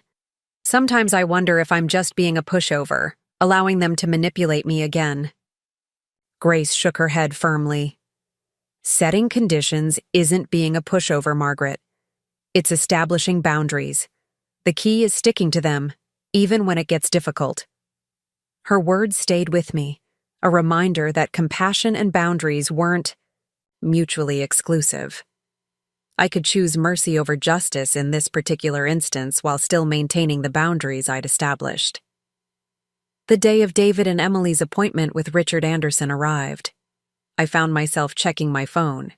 Throughout the day, hoping for some update, some confirmation that they'd followed through. By evening, when I'd heard nothing, I began to worry that my hopes had been misplaced. Then, just as I was preparing for bed, my doorbell rang. Puzzled and a bit concerned given the late hour, I peered through the peephole to find David standing, alone on my porch. I opened the door, noting his improved appearance, clean-shaven, neatly dressed, though still carrying the weight of stress in the set of his shoulders. David, is everything okay? Can I come in for a minute? He asked. I know it's late, but I wanted to talk to you in person. I stepped aside to let him enter, leading him to the living room where we sat across from each other. We went to see Richard Anderson today, David began without preamble. Emily was resistant at first, but she came around. It was illuminating. In what way? I asked cautiously. He had us list all our debts, all our monthly expenses versus income. Seeing it all laid out like that, in black and white. David shook his head. It was overwhelming. We're much worse off than even I realized. I'm sorry, I said, and meant it. But recognizing the problem is the first step toward solving it. That's what Richard said, David agreed. He's helped us create a preliminary plan, strict budgeting, debt consolidation, selling assets we don't need. It's going to be a long road, but it's a start. And Emily, how did she take it?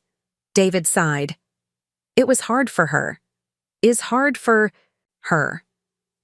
Her identity is so wrapped up in appearances, in the lifestyle she thinks we should have. But I think today was a reality check she couldn't ignore.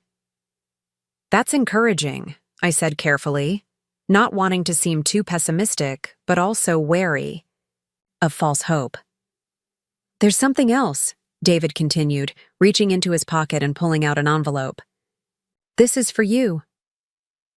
I took the envelope, opening it to find a check for $500. It's not much, David acknowledged, Not compared to what we owe you, but it's a start.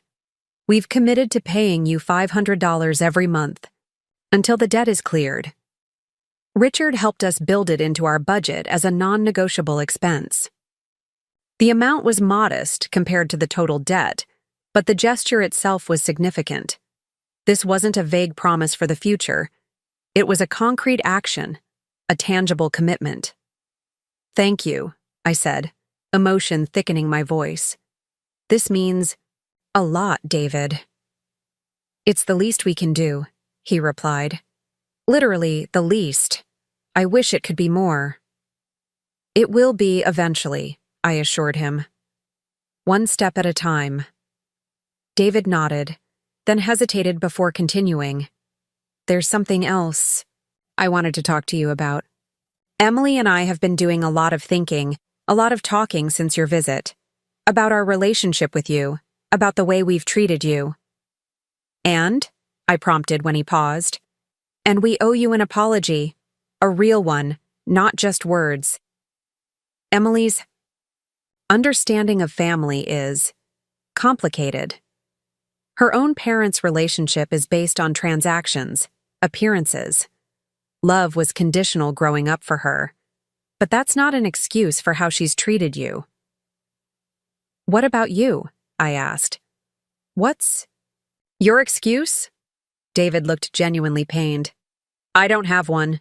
I allowed myself to be influenced by Emily's attitudes, to prioritize her demands over our relationship. I forgot the values you and Dad taught me. I became someone I'm not proud of." His honesty was refreshing, if painful to hear. "Thank you for acknowledging that," I said. "It means more than you might think." "We'd like to try again," David said hesitantly, "to rebuild our relationship. Not just because of the money or the forgery situation, but because you're my mother. Because family should be more than a word we use when it's convenient." I studied my son's face, looking for signs of manipulation or insincerity. Instead, I saw only genuine remorse and hope. "I'd like that," I said finally. "But it will take time, David. Trust, once broken, isn't easily repaired." "I know," he nodded. "We're prepared for that. We're willing to put in the work, to earn back your trust." "What about Emily?" I asked. "Is she really on board with this? Or is this coming primarily from you?" David considered the question thoughtfully. "She's trying. It's not easy for her to admit she was wrong, to show vulnerability. But I think she understands now that the way we've been living, the way we've been treating you, isn't sustainable." "I'm glad to hear that," I said sincerely. "For all our sakes." We talked a while longer, discussing practical aspects of their financial recovery plan and tentative ideas for rebuilding our family relationship. When David finally left, I felt a cautious optimism taking root. The next morning, I received a text from an unexpected source. "Emily." It was brief but significant. "Thank you for the second chance. I'm sorry for everything, especially the forgery. I know words aren't enough, but they're a start." It wasn't a lengthy apology or a profound admission, but from Emily, who had never before acknowledged any wrongdoing on her part, it represented a small breakthrough. I replied simply, "Thank you, Emily, one day at a time." Over the following weeks, small changes began to accumulate. David called more regularly, not just when they needed something, but to check in, to share updates about their progress with financial counseling, to ask about my activities and interests. Emily remained more reserved, but she made efforts, joining David on speakerphone during his calls, sending the occasional text with a question or comment that wasn't financial in nature. True to their word, a check for $500 arrived each month, accompanied by a brief note detailing their progress on paying down other debts, adjusting their lifestyle, rebuilding their financial foundation. It wasn't perfect. There were setbacks, moments when old patterns threatened to reassert themselves, when Emily's pride bristled against their new circumstances, when David's resolve wavered in the face of her discontent. But they kept trying, kept showing up for counseling sessions, kept honoring their financial commitments, and I kept my boundaries firm but not rigid, offering support without enabling, compassion without capitulation. It was a delicate balance, one I didn't always maintain perfectly. But like them, I kept trying. 3 months after the forgery incident, I received an invitation that surprised me, a dinner at their home, just the 3 of us. The invitation specified casual attire and home-cooked meal, both significant departures from their previous entertainment style. When I arrived that evening, the contrast with my previous visits was stark. The house was clean but not staged, comfortable rather than showy. The dining table was set simply with everyday dishes, not the expensive china they'd once used to impress guests. And the aroma coming from the kitchen suggested actual cooking rather than catered food pretending to be homemade. Emily greeted me at the door, her appearance noticeably different. Gone were the designer clothes and perfectly styled hair. Instead, she wore jeans and a simple blouse, her hair pulled back in a casual ponytail. "Margaret," she said, her smile, small but seemingly genuine. "Thanks for coming." "Thank you for inviting me," I replied, handing her a small potted herb plant I'd brought as a hostess gift. "Fresh basil for your kitchen." She accepted it with apparent appreciation. "This is perfect, actually. I've been trying to cook more at home, and herbs make such a difference." David emerged from the kitchen wearing an apron, looking more relaxed than I'd seen him in years. "Mom, you're right on time. The lasagna's almost ready." "You made lasagna?" I asked, surprised. David had never shown much interest in cooking. "Well, Emily did most of the work," he admitted, "but I helped with the sauce. Sort of." Emily rolled her eyes good-naturedly. "He stirred it once and claimed credit, but he did make the salad all by himself, so there's that." Their easy banter, the genuine warmth between them, suggested a shift in their relationship as well as their lifestyle. Financial stress could destroy a marriage or strengthen it. Apparently, they were working toward the latter. The meal was simple but delicious. Homemade lasagna, salad, and garlic bread, with store-bought tiramisu for dessert. The conversation flowed more naturally than it had in years, touching on work, hobbies, current events, and yes, their ongoing financial recovery. "Richard thinks we'll be debt-free in about 4 years, David explained as we enjoyed our dessert. "Excluding the mortgage, which we've refinanced at a better rate." "That's wonderful progress," I said sincerely. "You should be proud of yourselves." Emily nodded, a hint of her old confidence returning, but tempered now with humility. "It's been an adjustment. I won't pretend it's been easy. But there's something liberating about being honest about what we can and can't afford. I'm finding I don't miss the fancy restaurants and expensive vacations as much as I thought I would," David added. "They always came with this underlying stress, this knowledge that we couldn't really afford them but were spending the money. Anyway. Pretending is exhausting," I observed. "Living authentically within your means, there's a peace in that." Emily looked thoughtful. "I'm starting to understand that. My parents never got that. They're still on the hamster wheel, trying to keep up with their friends, impress people who probably don't even care." Her insight into her own family patterns suggested a level of self-reflection I hadn't previously associated with Emily. Perhaps the financial counseling was addressing more than just budgeting and debt repayment. As the evening drew to a close, Emily excused herself to make coffee, leaving David and me alone at the table. "This was nice?" I said. "Really nice." David smiled, reaching across to squeeze my hand. "It's a new chapter for all of us, I hope. We want you in our lives, Mom. Not as a financial safety net, but as family. Real family. The words I'd longed to hear for so many years. I squeezed his hand in return, emotion making it difficult to speak. I'd like that very much, I managed finally. When Emily returned with the coffee, she seemed to sense the emotional moment she'd interrupted. She set down the cups and took her seat, her expression unusually vulnerable. Margaret, she began hesitantly, I want you to know that I'm truly sorry for everything. The way I've treated you, the forgery, all of it. I've been difficult. More than difficult. I've been entitled and disrespectful. Her direct acknowledgement took me by surprise. Thank you, Emily. That means a lot to me. I'm trying to understand why I behave that way, she continued.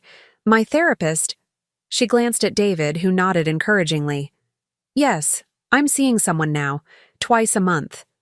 She's helping me recognize some patterns from my childhood, some issues with my own parents that I've been projecting onto you.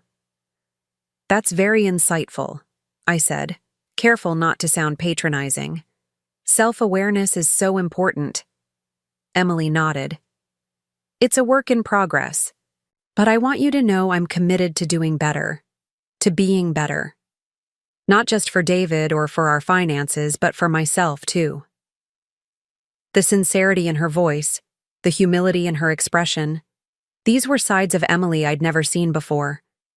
Perhaps they were sides that hadn't existed before, at least not consciously. I believe you, I said simply. And I'm here to support you both in whatever way is healthy and appropriate. As I drove home later that evening, a sense of cautious hope filled me.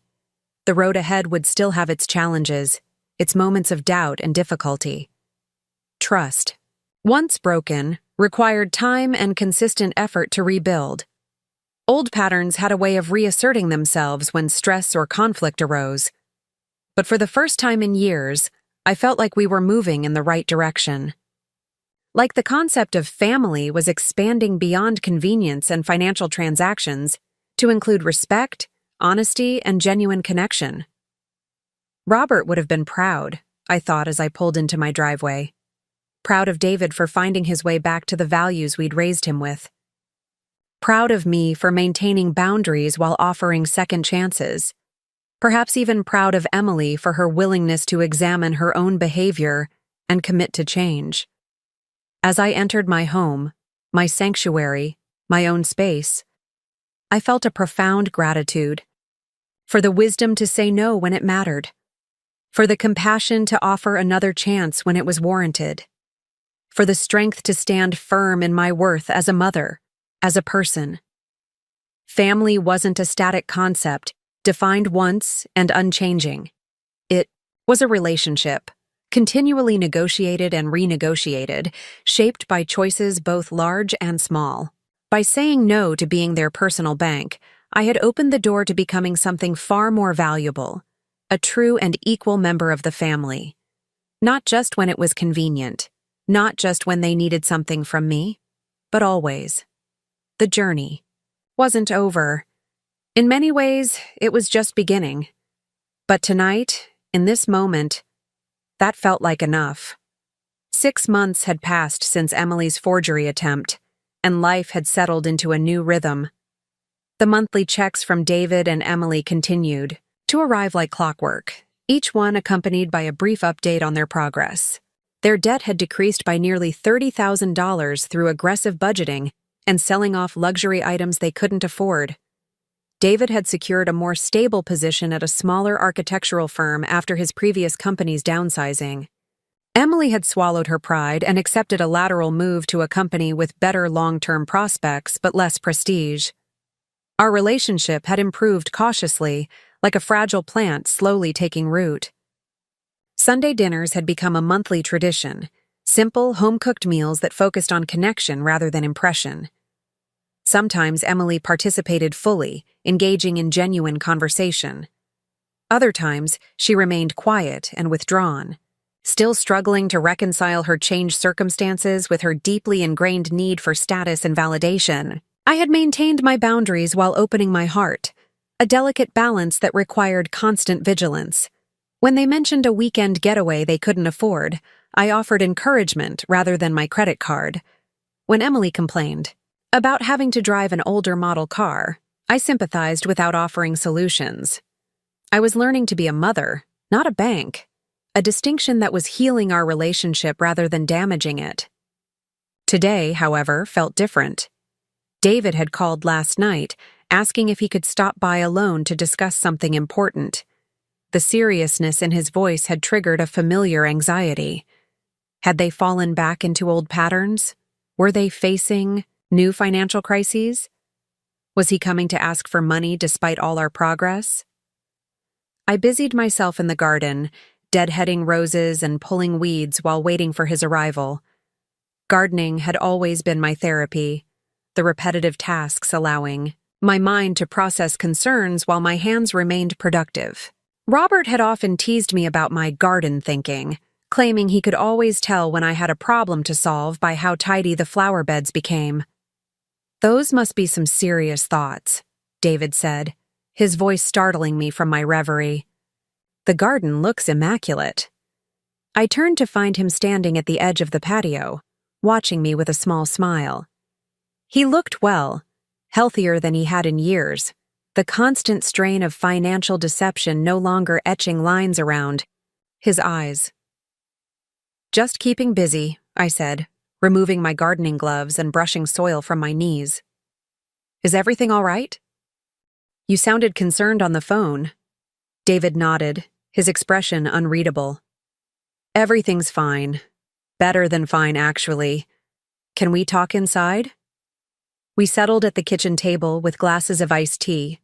David seemed nervous, fidgeting with his glass, arranging and rearranging the coaster beneath it.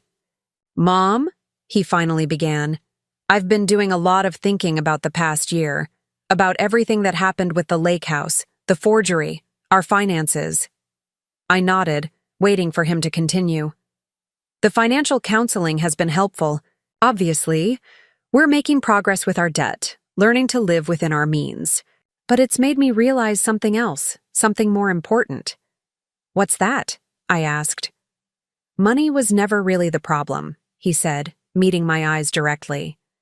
"It was a symptom of something deeper, the way I let go of my values, the way I prioritized appearances over substance, the way I treated you."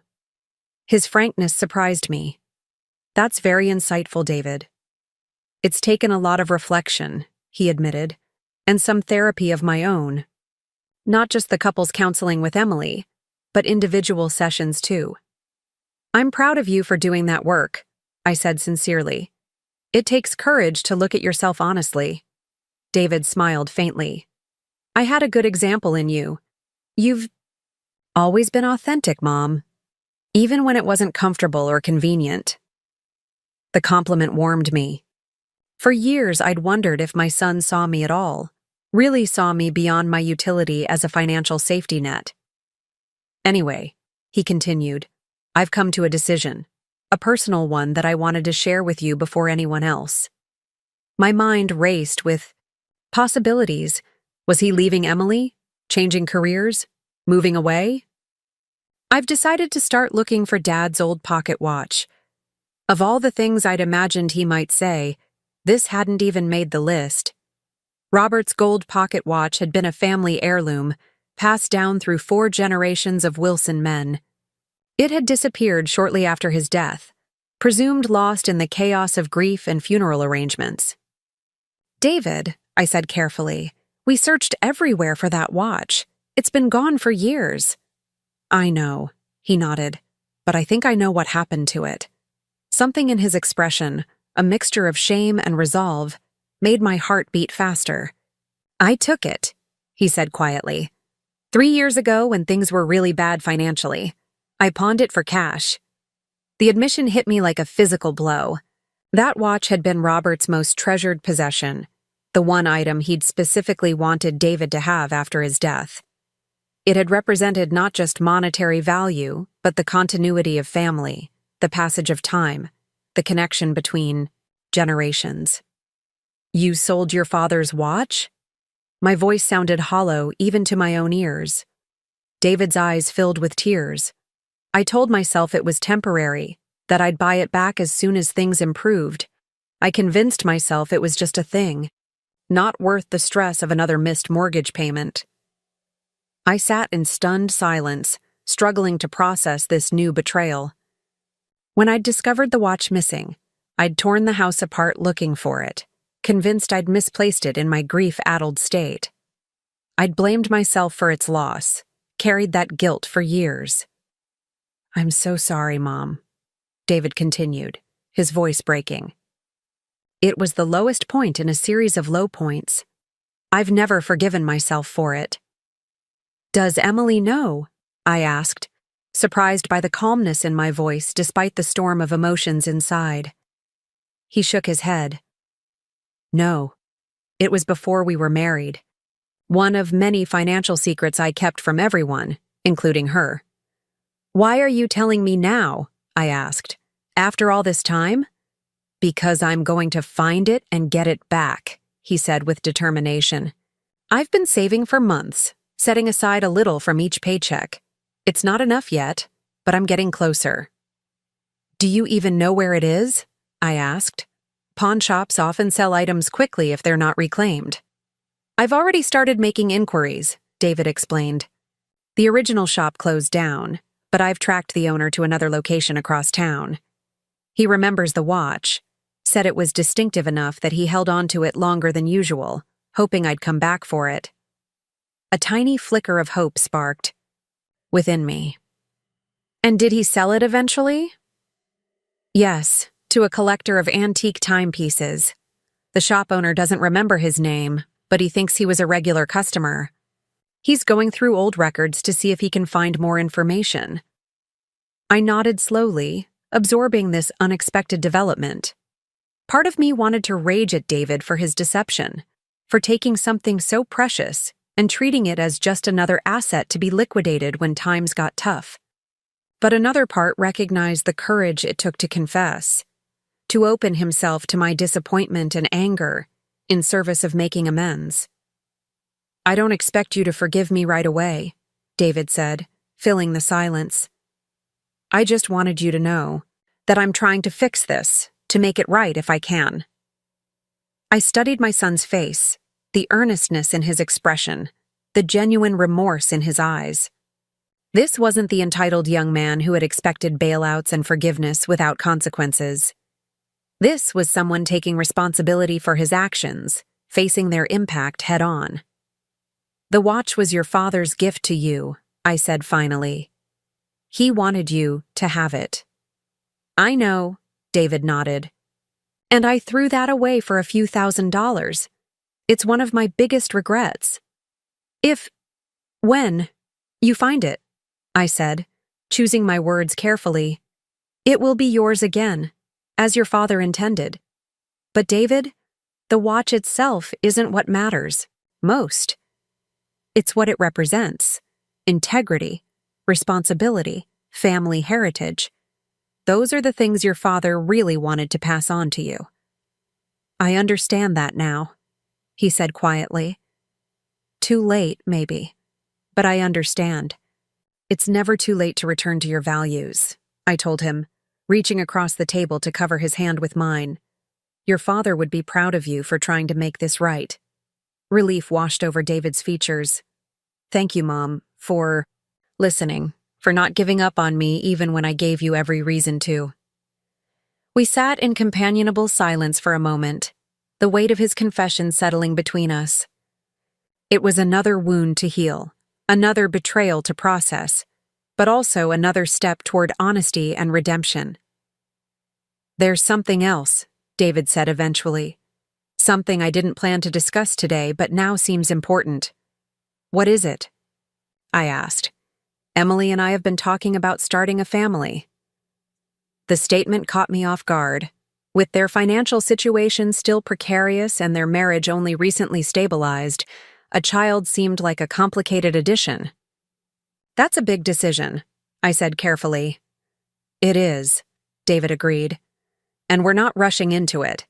We're working through our issues, strengthening our foundation first, but it's something we both want, eventually. And you're telling me this because, I prompted. Because I want to be the kind of father Dad was to me, David said simply. Steady, principled, loving. Before I can be that, I need to make peace with my own failures, make amends where possible. The sentiment touched me deeply. Despite everything, despite the disappointments and betrayals, my son was finding his way back to the core values we'd tried to instill in him. Your father wasn't perfect, I reminded him gently. None of us are, but he always tried to do the right thing, even when it was difficult, especially when it was difficult. That's what I'm trying to do now, David said. With the watch, with our finances, with our relationship. I want any children Emily and I might have to know their grandmother, to have what I had growing up, a sense of family that goes beyond obligation. I'd like that very much, I said, emotion thickening my voice. We talked for another hour, diving deeper into the practical aspects of his search for the watch, the progress of their financial recovery, their tentative plans for the future. When he finally left, I felt both drained and strangely energized, as if a wound had been lanced, allowing healing to begin. That evening, I found myself drawn to the photo albums stored in the guest room closet. I pulled out the one from David's childhood, settling on the couch to flip through pages of memories, birthday parties, school plays, camping trips with Robert. In one photo, David sat on his father's lap, both of them laughing as Robert showed him the pocket watch, its gold case gleaming in the sunlight. I traced the image with my fingertip, remembering that day clearly. David had been fascinated by the watch's mechanical workings, asking endless questions about how it kept time, why it needed winding, where it had come from. Robert had explained its history patiently, telling stories of his own father and grandfather, embedding the object with meaning far beyond its material value. Had David remembered those stories when he'd pawned the watch? Had he pushed them aside, prioritizing immediate financial relief over family legacy? Or had desperation simply narrowed his focus, making long-term values seem like luxuries he couldn't afford in that moment? I closed the album, not wanting to dwell on those questions. What mattered now was his commitment to making amends, to recovering not just the watch, but the values it represented. The following week brought an unexpected visit from Emily. She arrived on a Tuesday afternoon, unannounced and visibly nervous, fidgeting with her car keys as she stood on my doorstep. "Emily," I greeted her with genuine surprise. "Is everything all right?" "Yes, everything's fine," she assured me quickly. "I was just in the neighborhood and thought I'd stop by. If that's okay?" It was a transparent excuse. My house wasn't in the neighborhood of anywhere Emily would typically go, but I appreciated the effort at casual connection. "Of course," I said, stepping aside to let her enter. "I was just about to make some tea. Would you like some?" She nodded, following me to the kitchen with uncharacteristic hesitancy. This wasn't the confident, sometimes arrogant Emily I'd known for years. This was someone less certain, more vulnerable. As I prepared the tea, Emily wandered around my kitchen, studying the photographs on the refrigerator, the herbs growing in pots on the windowsill, the recipe cards filed in their wooden box. "Your kitchen is so homey," she observed. "Lived in, but organized. It feels peaceful." "Thank you," I said, surprised by the compliment. "I've always found cooking therapeutic." "My mother never cooked," Emily said absently, running a finger along the spice rack. "She said it was a waste of time when restaurants could do it better." Our kitchen was all stainless steel and marble, beautiful but never used. This small glimpse into her childhood explained so much about Emily's values, her emphasis on appearances over function, status over substance. I'd never considered how deeply her upbringing had shaped her approach to life, to marriage, to family. Different families have different priorities, I said neutrally, setting a mug of tea in front of her. Emily took a seat at the table, wrapping, her hands around the mug as if seeking its warmth despite the mild day. "David told you about the watch," she said abruptly. It wasn't a question. "Yes, he did." "I didn't know," she said quickly. "About him pawning it, I mean. He only told me last week." "I believe you," I assured her. "David said it happened before you were married." Emily nodded, staring into her tea. "He's been so different these past few months. More open, more honest. Not just with you, but with me too. He's sharing things he never talked about before." "That's a positive change," I observed. "It is," she agreed.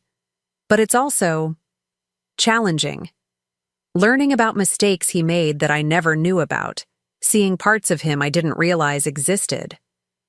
"Marriage is like that," I said. "You never stop discovering new layers in your partner, even after years together." Emily looked up, meeting my eyes directly. "Were you and Robert always honest with each other? Even about difficult things?" The question gave me pause. Robert and I had valued honesty in our marriage, but there had been moments of withholding, of protecting each other from uncomfortable truths. "We tried to be," I said carefully. "But honesty isn't always simple. Sometimes it's about timing, about finding the right way to share difficult information. What matters is the intention behind it. Whether you're hiding something to protect yourself or considering how to communicate it in a way that strengthens rather than damages your relationship." Emily absorbed this, nodding slowly. "David wants to find the watch. He's been calling pawn shops, contacting collectors. He's determined to get it back." "I know," I said. "It means a lot to him, to all of us." "He's been setting aside money from his personal spending allowance," Emily continued, "taking lunch to work instead of buying it, cutting back on his coffee shop visits. Little things that add up." The sacrifice touched me. Under their strict budget, David's personal spending money was likely quite limited. That he would prioritize saving for the watch over small daily comforts spoke volumes about his commitment to making amends. "I want to help him," Emily said, surprising me again. "I have some jewelry I could sell. Nothing sentimental, just expensive pieces I bought during my keeping up appearances phase. They're sitting in a drawer anyway, and I'd rather use that money for something meaningful." The offer seemed genuinely selfless, a quality I'd rarely associated with Emily. "That's very generous of you." "It's the right thing to do," she said simply. "The watch is important to your family, to our family. I want to be part of recovering it, not just a bystander." Something had shifted in Emily, a fundamental reorientation of priorities that went beyond financial pragmatism. She was choosing family legacy over material possessions, substance over appearance. "Have you told David about your idea?" I asked. She shook her head. "Not yet.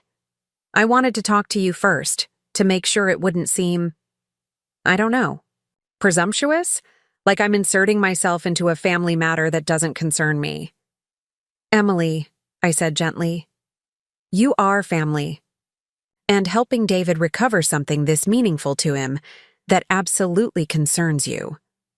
Her eyes widened slightly at my words. "You really think of me as family, even after everything that's happened?" "Family isn't just about blood or legal ties," I told her. "It's about commitment, about showing up for each other, about prioritizing relationship over self-interest. You've been demonstrating those qualities these past months." Tears welled in Emily's eyes. The first genuine emotion I'd seen from her that wasn't anger or pride or calculation. "That means more than you know," she said, her voice thick. "Growing up, family was just obligation, social appearances, criticism disguised as concern. I never had what David had with you and Robert."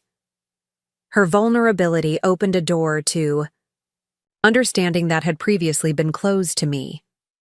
Emily's behavior, Her focus on status, her transactional approach to relationships, her difficulty with genuine connection, stemmed from a family system vastly different from the one I'd created with Robert. Family can be learned, I said softly. The patterns we grow up with don't have to define the families we create as adults. Emily wiped at her eyes, nodding. That's what I'm trying to do. Unlearn some things, learn others. It's harder than I expected. Most worthwhile things are, I observed. We talked for another hour, our conversation flowing more naturally than ever before. Emily shared more about her childhood, the cold, achievement-oriented household where love was conditional on success, the parents who saw her as an extension of their own status rather than an individual with her own needs and desires. I spoke about my own upbringing, the values Robert and I had tried to instill in David, the mistakes we'd made along the way. When she finally left, Emily hugged me, a genuine embrace, not the stiff, obligatory gesture she'd offered in the past. Thank you for listening, she said, for seeing me as more than just the difficult daughter-in-law. We're all more than our worst moments, I told her. Or our best ones, for that matter. That evening, I called David to share Emily's idea about selling her jewelry to help fund the search for the watch. His surprise and gratitude were evident in his voice. She really offered that? He asked, sounding amazed. Without me suggesting it? It was entirely her idea, I confirmed. She came by specifically to discuss it with me before talking to you about it. Wow, David said, clearly processing this unexpected development. She's really changing, isn't she? We all are, I pointed out.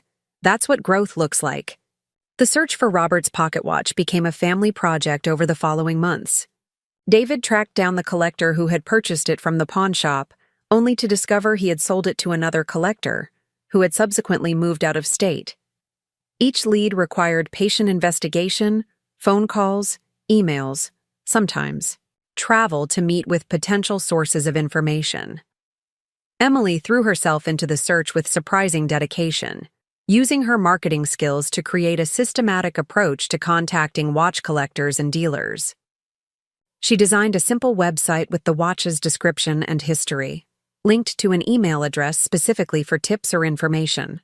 I contributed what I could, detailed descriptions, photographs of similar watches, connections to Robert's, old friends and colleagues who might have resources or contacts in the antique watch community. The shared purpose united us in a way that transcended our past conflicts, giving us a common goal that wasn't about money or status, but about family heritage and making amends. 4 months into the search, we got our first promising lead. Oh, dealer in Chicago recognized the watch from our website description, believing he had sold it to a retired physician who collected timepieces with medical associations. Robert's watch, with its inscription thanking his great-grandfather for dedicated service to patients in their darkest hours, fit that collector's specific interest. David immediately reached out to the physician, Dr. Alan Mercer, explaining the watch's personal significance and his desire to recover this family heirloom. To our collective relief, Dr. Mercer responded with compassion and interest in our story. While I've grown quite attached to the timepiece, he wrote in his email, I understand the sentimental value it holds for your family. I'd be willing to discuss its return under the right circumstances. Those right circumstances involved a price significantly higher than what David had saved so far, nearly double the amount the doctor had originally paid for the watch. It was a fair market value given the watch's age, condition, and provenance, but it presented a financial challenge we hadn't anticipated. David called me the evening after receiving Dr. Mercer's price. It's more than I expected, he admitted, the disappointment evident in his voice. Even with Emily's jewelry, we're still short by about $4,000. What are you thinking? I asked, resisting the immediate impulse to offer the money myself. This was David's amends to make, his responsibility to fulfill. Stepping in to solve the problem for him would undermine the growth he'd demonstrated these past months. I'm not sure yet, he said thoughtfully. I could pick up some freelance design work on weekends. It would take a few months to earn the difference, but I think Dr. Mercer would be willing to wait if I explained the situation. That sounds like a reasonable approach, I said, proud of his problem-solving without resorting to credit cards or loans. There's another option, David continued hesitantly. Dr. Mercer mentioned he's renovating a vacation cabin in Michigan. As an architect, I could offer to create custom design plans for his renovation as partial payment. It would save him money on architectural fees and reduce the cash amount we need to raise. The creative solution impressed me.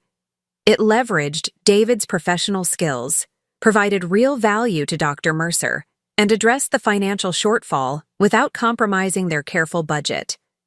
That's brilliant, I told him sincerely.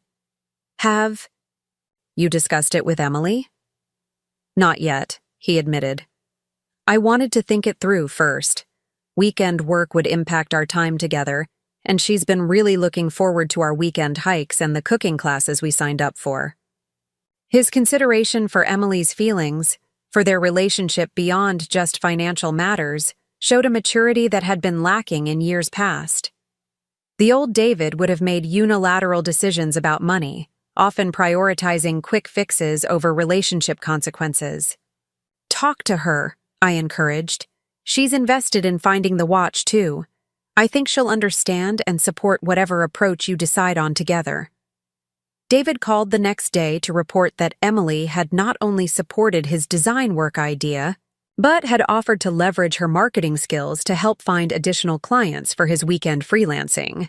She said we're a team, he told me, his voice filled with wonder. That my goals are her goals, too. The resolution unfolded over the next several weeks. Dr. Mercer enthusiastically accepted David's offer of custom design services, reducing the cash requirement significantly. The remaining amount came from Emily's jewelry sale and David's weekend work designing a small retail space for a former colleague. 4 months later, nearly a year after David's original confession about the watch, the three of us drove to Chicago to meet Dr. Mercer and complete the exchange. The elderly physician welcomed us into his elegant home with genuine warmth, serving tea and sharing stories of his own family heirlooms and their significance. I've collected timepieces for nearly 40 years, he explained, but I've always believed that objects with true family history belong with their families. The craftsmanship of this watch is exceptional, but its meaning to your family far exceeds its value to my collection. When he finally placed the watch in David's hands, the emotion on my son's face brought tears to my eyes. David cradled the timepiece reverently, opening the gold case to reveal the familiar face and delicate hands that had marked time for 4 generations of Wilson men. Thank you, he said to Dr. Mercer, his voice thick with emotion. I can't tell you what this means to us. The physician nodded in understanding. Family legacies are precious. I'm pleased to be part of restoring yours. The drive home was mostly silent, each of us processing the significance of the day. David kept the watch in his pocket, occasionally reaching down to touch it as if reassuring himself of its presence. When we arrived back at my house, I invited them in for dinner, wanting to extend the sense of completion, of family unity that the day had created. As we sat in the living room waiting for our takeout to arrive, David removed the watch from his pocket and held it out to me. I think you should keep it, he said softly, at least for now. I shook my head. It was your father's gift to you. He wanted you to have it. I know, David nodded. And someday I will have it again. But I need to earn it back, not just financially, but in all the ways that matter. I need to demonstrate that I understand what it represents. Consistency, integrity, family commitment. David, I began, but he gently interrupted. Please, Mom. Let me do this my way. Let me spend some more time becoming the kind of man who deserves to carry this family legacy. His sincerity moved me deeply. This wasn't about punishment or unworthiness. It was about personal accountability, about aligning his actions with his values before claiming the symbol of those values. All right, I agreed, accepting the watch with care. I'll keep it safe until you're ready. Emily, who had been watching this exchange silently, spoke up. Could I see it? David handed her the watch, and she examined it with genuine interest, studying the engravings, the fine details of its craftsmanship. It's beautiful, she said. Not just as an object, but because of what it represents. 4 generations of your family, all connected through this one item. 5 generations eventually, David said, meeting her eyes meaningfully. When we have children of our own. Emily smiled, a genuine expression that transformed her face. 5 generations and beyond. As I watched them, my son and the woman who had once seemed so wrong for him, now united in values I recognized and respected, I felt a sense of peace that had eluded me for years. The watch was back where it belonged, and more importantly, so was my family. Not perfect, still growing, but together in all the ways that truly mattered. The pocket watch now sits on my bedside table, a tangible reminder of loss and recovery, of mistakes and redemption, of a family finding its way back to what matters most. Someday, when the time is right, it will pass to David's hands again. And when it does, he will understand its true value in a way he never could have before it was lost. The seasons had turned twice since the recovery of Robert's pocket watch. Spring had bloomed into a particularly vibrant display this year, my garden bursting with color as if celebrating the renewal that had taken place within our family. David and Emily had maintained their financial recovery plan with admirable consistency, their monthly checks continuing to arrive, accompanied by thoughtful notes or small tokens, a jar of homemade preserves, a watercolor Emily had painted in her new art class, photographs of their weekend hiking trips. Today, however, was special. I'd received a cryptic text from David 2 days ago. Mom, important family dinner at our place this Saturday, 6 p.m. Dress casual but festive. When I'd asked for more details, he'd simply responded with a smiley face and, "It's a surprise." As I approached their home, the same house they'd nearly lost to financial mismanagement but had now stabilized through careful budgeting and responsible choices, I noticed several cars parked along the street, a gathering larger than our usual quiet family dinners then. Curiosity quickened my steps. Emily opened the door before I could knock, her face alight with a genuine warmth that still sometimes surprised me despite our improved relationship. She wore a simple blue dress that complemented her eyes, her hair styled in loose waves rather than the severe professional style she'd once favored. "Margaret," she embraced me without hesitation. "Come in, everyone's almost here." "Everyone?" I echoed, stepping into their foyer. "Who else is coming?" Emily's smile turned mysterious. "You'll see, David's in the backyard setting up. Why don't you head out there while I wait for the last guests?" I made my way through their home, noting the subtle changes that reflected their evolving priorities.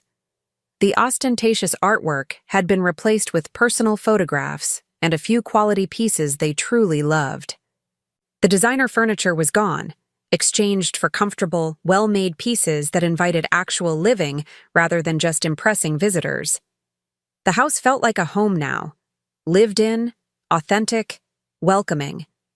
The transformation extended to the backyard, where David was arranging chairs around several tables adorned with simple yet elegant centerpieces of wildflowers in mason jars. Strings of warm white lights crisscrossed overhead, creating a magical canopy that would illuminate the space once twilight fell. "Mom!" David greeted me enthusiastically, setting down the chair he'd been positioning to give me a proper hug. "You're right on time."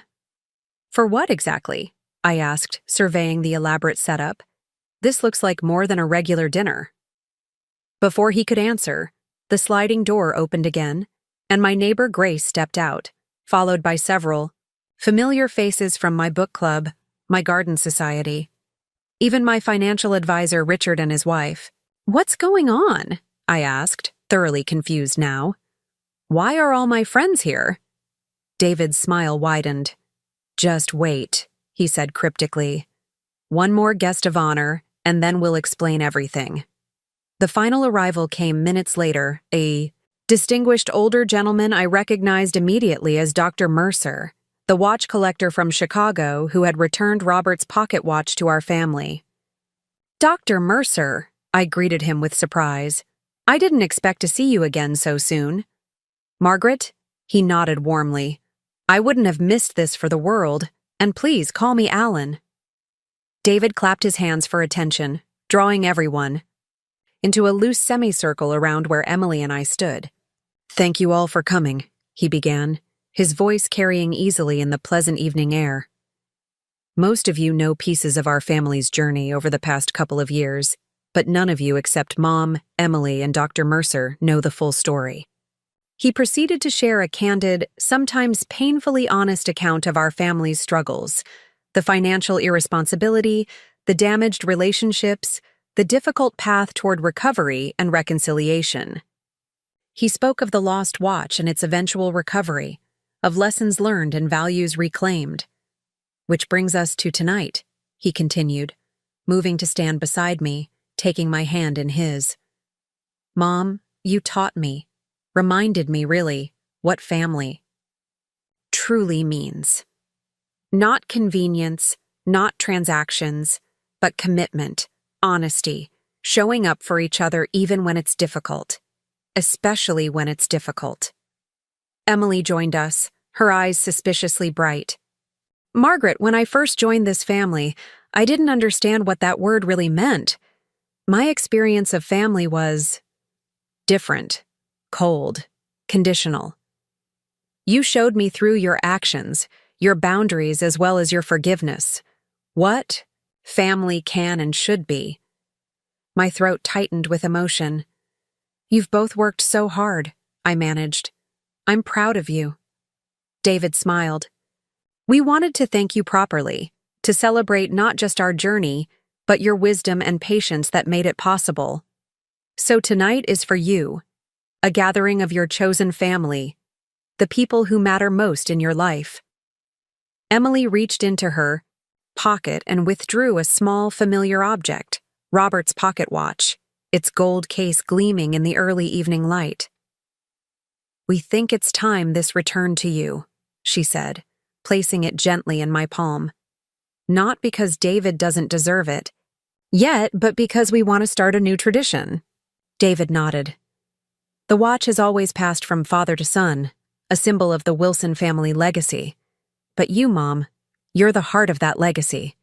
You're the one who held firm to those values when I lost my way. The watch belongs with you until—" He trailed off, exchanging a meaningful glance with Emily, who nodded encouragingly. "Until our child is born, 6 months from now," he finished, his voice thick with emotion. "We'd like you to be the one to pass it on to the next generation, when the time comes." The revelation stunned me into momentary silence.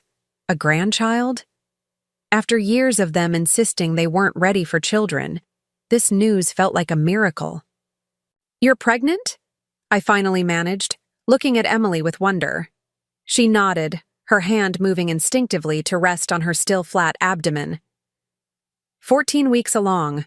We wanted to wait until we were past the first trimester to share the news. Joy bubbled up within me, eclipsing any remaining hurts or disappointments from the past. "A baby," I whispered, tears springing to my eyes. "I'm going to be a grandmother."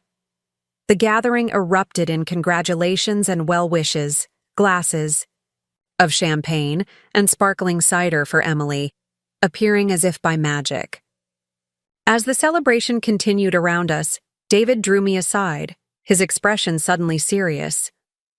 "There's one more thing, Mom," he said quietly. "Something I need to say publicly." He turned to address the gathered friends and family once more, raising his voice to be heard above the happy chatter. "Before we continue celebrating, there's something important I need to acknowledge," he announced. The conversations quieted as attention returned to him. "For years, I treated my mother as a financial resource rather than as a person with her own needs and feelings. I took advantage of her generosity, her forgiveness, her unconditional love. Emily moved to stand beside him, taking his hand in silent support. When she finally established boundaries, when she refused to fund an irresponsible purchase that would have deepened our financial problems, I resented her for it. Worse, I allowed my wife to believe that Margaret wasn't really family when inconvenient, but suddenly became family when we needed something from her. His public acknowledgement of this painful history brought fresh tears to my eyes, but these were healing tears, washing away the last residue of hurt rather than adding to it. I want everyone here to know, David continued, his voice steady, despite the emotion evident in his face, that the greatest gift my mother ever gave me wasn't financial support or even this family heirloom. He gestured to the watch now resting in my hand. It was the gift of boundaries, of consequences, of the hard truth when I needed to hear it. Emily stepped forward, addressing the group herself now. And I want to acknowledge my part in this, as well. I treated Margaret abominably, excluding her when it suited me, demanding her help when it benefited us. I misunderstood what family meant because my own experience was so limited. Margaret taught me through her actions what true family looks like, honest, sometimes messy, but always rooted in genuine love rather than obligation or appearance. The vulnerability of their public admissions moved me deeply. This wasn't just a private reconciliation anymore. This was a declaration of changed values, of lessons learned, of a new path forward together. David, Emily, I said, finding my voice at last. Thank you for this beautiful evening, for gathering the people who matter most to me, for sharing your wonderful news. But most of all, thank you for doing the hard work of growth and change. That's the greatest gift you could give me. I opened my hand, looking down at Robert's watch resting in my palm. This timepiece has witnessed 5 generations of our family's history, the triumphs and the struggles, the losses and the recoveries. Now it will witness the arrival of a 6th generation. I looked up, meeting David's eyes first, then Emily's. Our family isn't perfect. We've hurt each other, disappointed each other, failed each other at times. But we've also forgiven, grown, learned to love better. That's the true legacy worth passing on. Not gold or heirlooms, but resilience, integrity, the courage to face hard truths and choose better paths. Dr. Mercer stepped forward, raising his glass. To family, not just the one we're born into, but the one we choose to become together. The toast echoed around the circle, glasses clinking as twilight deepened, and the string lights overhead began to glow like earthbound stars. As the evening progressed into night, filled with laughter, stories, and genuine connection, I found myself observing more than participating, soaking in the miracle of this moment. My son, once lost in materialism and appearance, now grounded in substance and authenticity. My daughter-in-law, once cold and calculating, now warm and sincere, her hand resting protectively over the new life growing within her. My friends, gathered to support and celebrate not a financial milestone, but a relational one. And at the center of it all, a simple gold watch, ticking steadily onward, marking time not just in hours and minutes, but in generations connected through love, through struggle, through forgiveness. Later, as the party began to wind down, Emily found me sitting alone at one of the tables, watching the happy interactions around me. "Having a good time?" she asked, lowering herself carefully into the chair beside me. "The best," I assured her. This was a wonderful surprise. She smiled, fidgeting slightly with her napkin. "There's something else I wanted to tell you, something I didn't want to say in front of everyone." "What is it?" I asked, concerned by her sudden seriousness. "I've been thinking about names for the baby," she said. "If it's a boy, David, and I agree he should be named Robert after his grandfather." The sentiment touched me deeply. David's father would be so honored. And if it's a girl, Emily continued, meeting my eyes directly, I'd like to name her Margaret.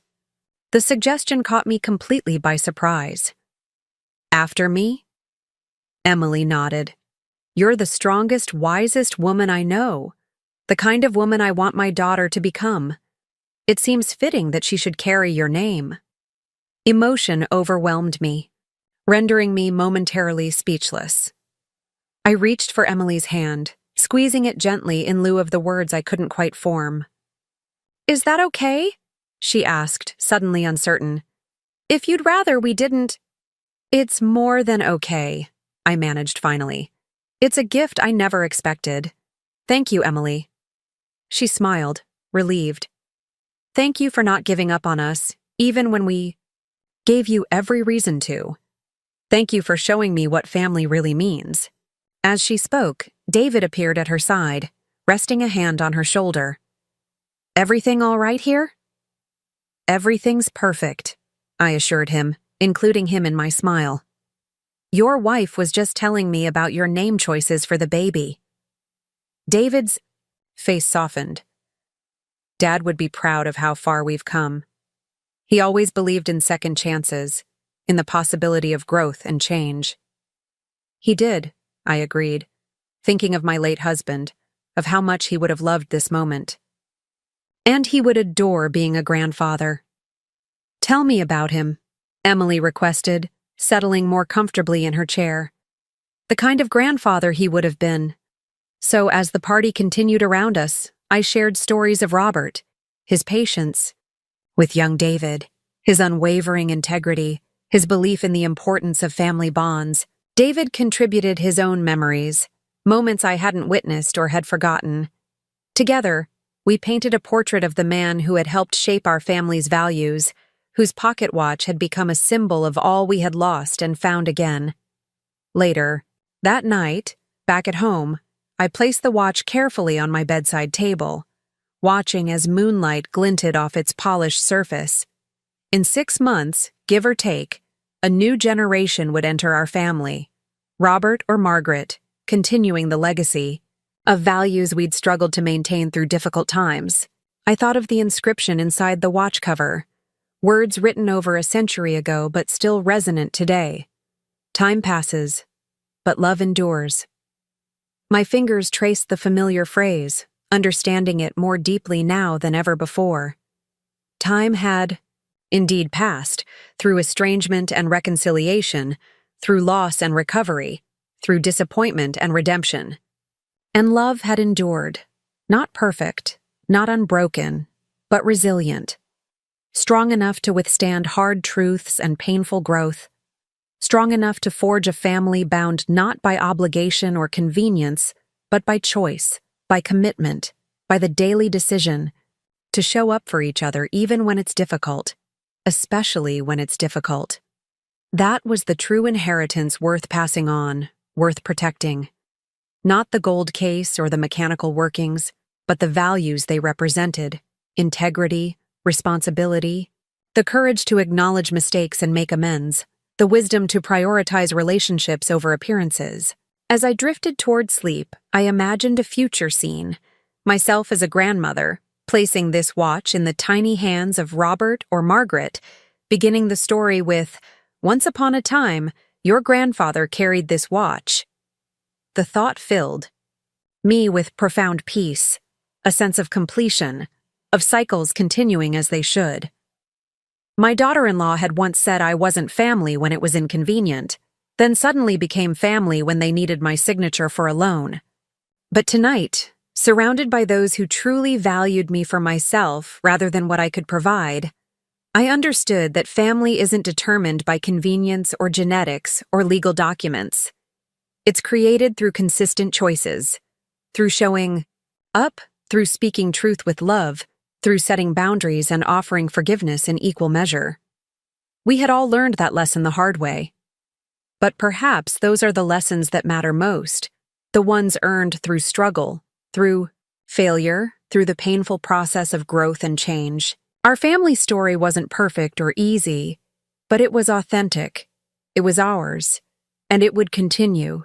generation after generation, marked by the steady ticking of a gold pocket watch that had witnessed it all. Up next, you've got two more standout stories right on your screen. If this one hit the mark, you won't want to pass these up. Just click and check them out.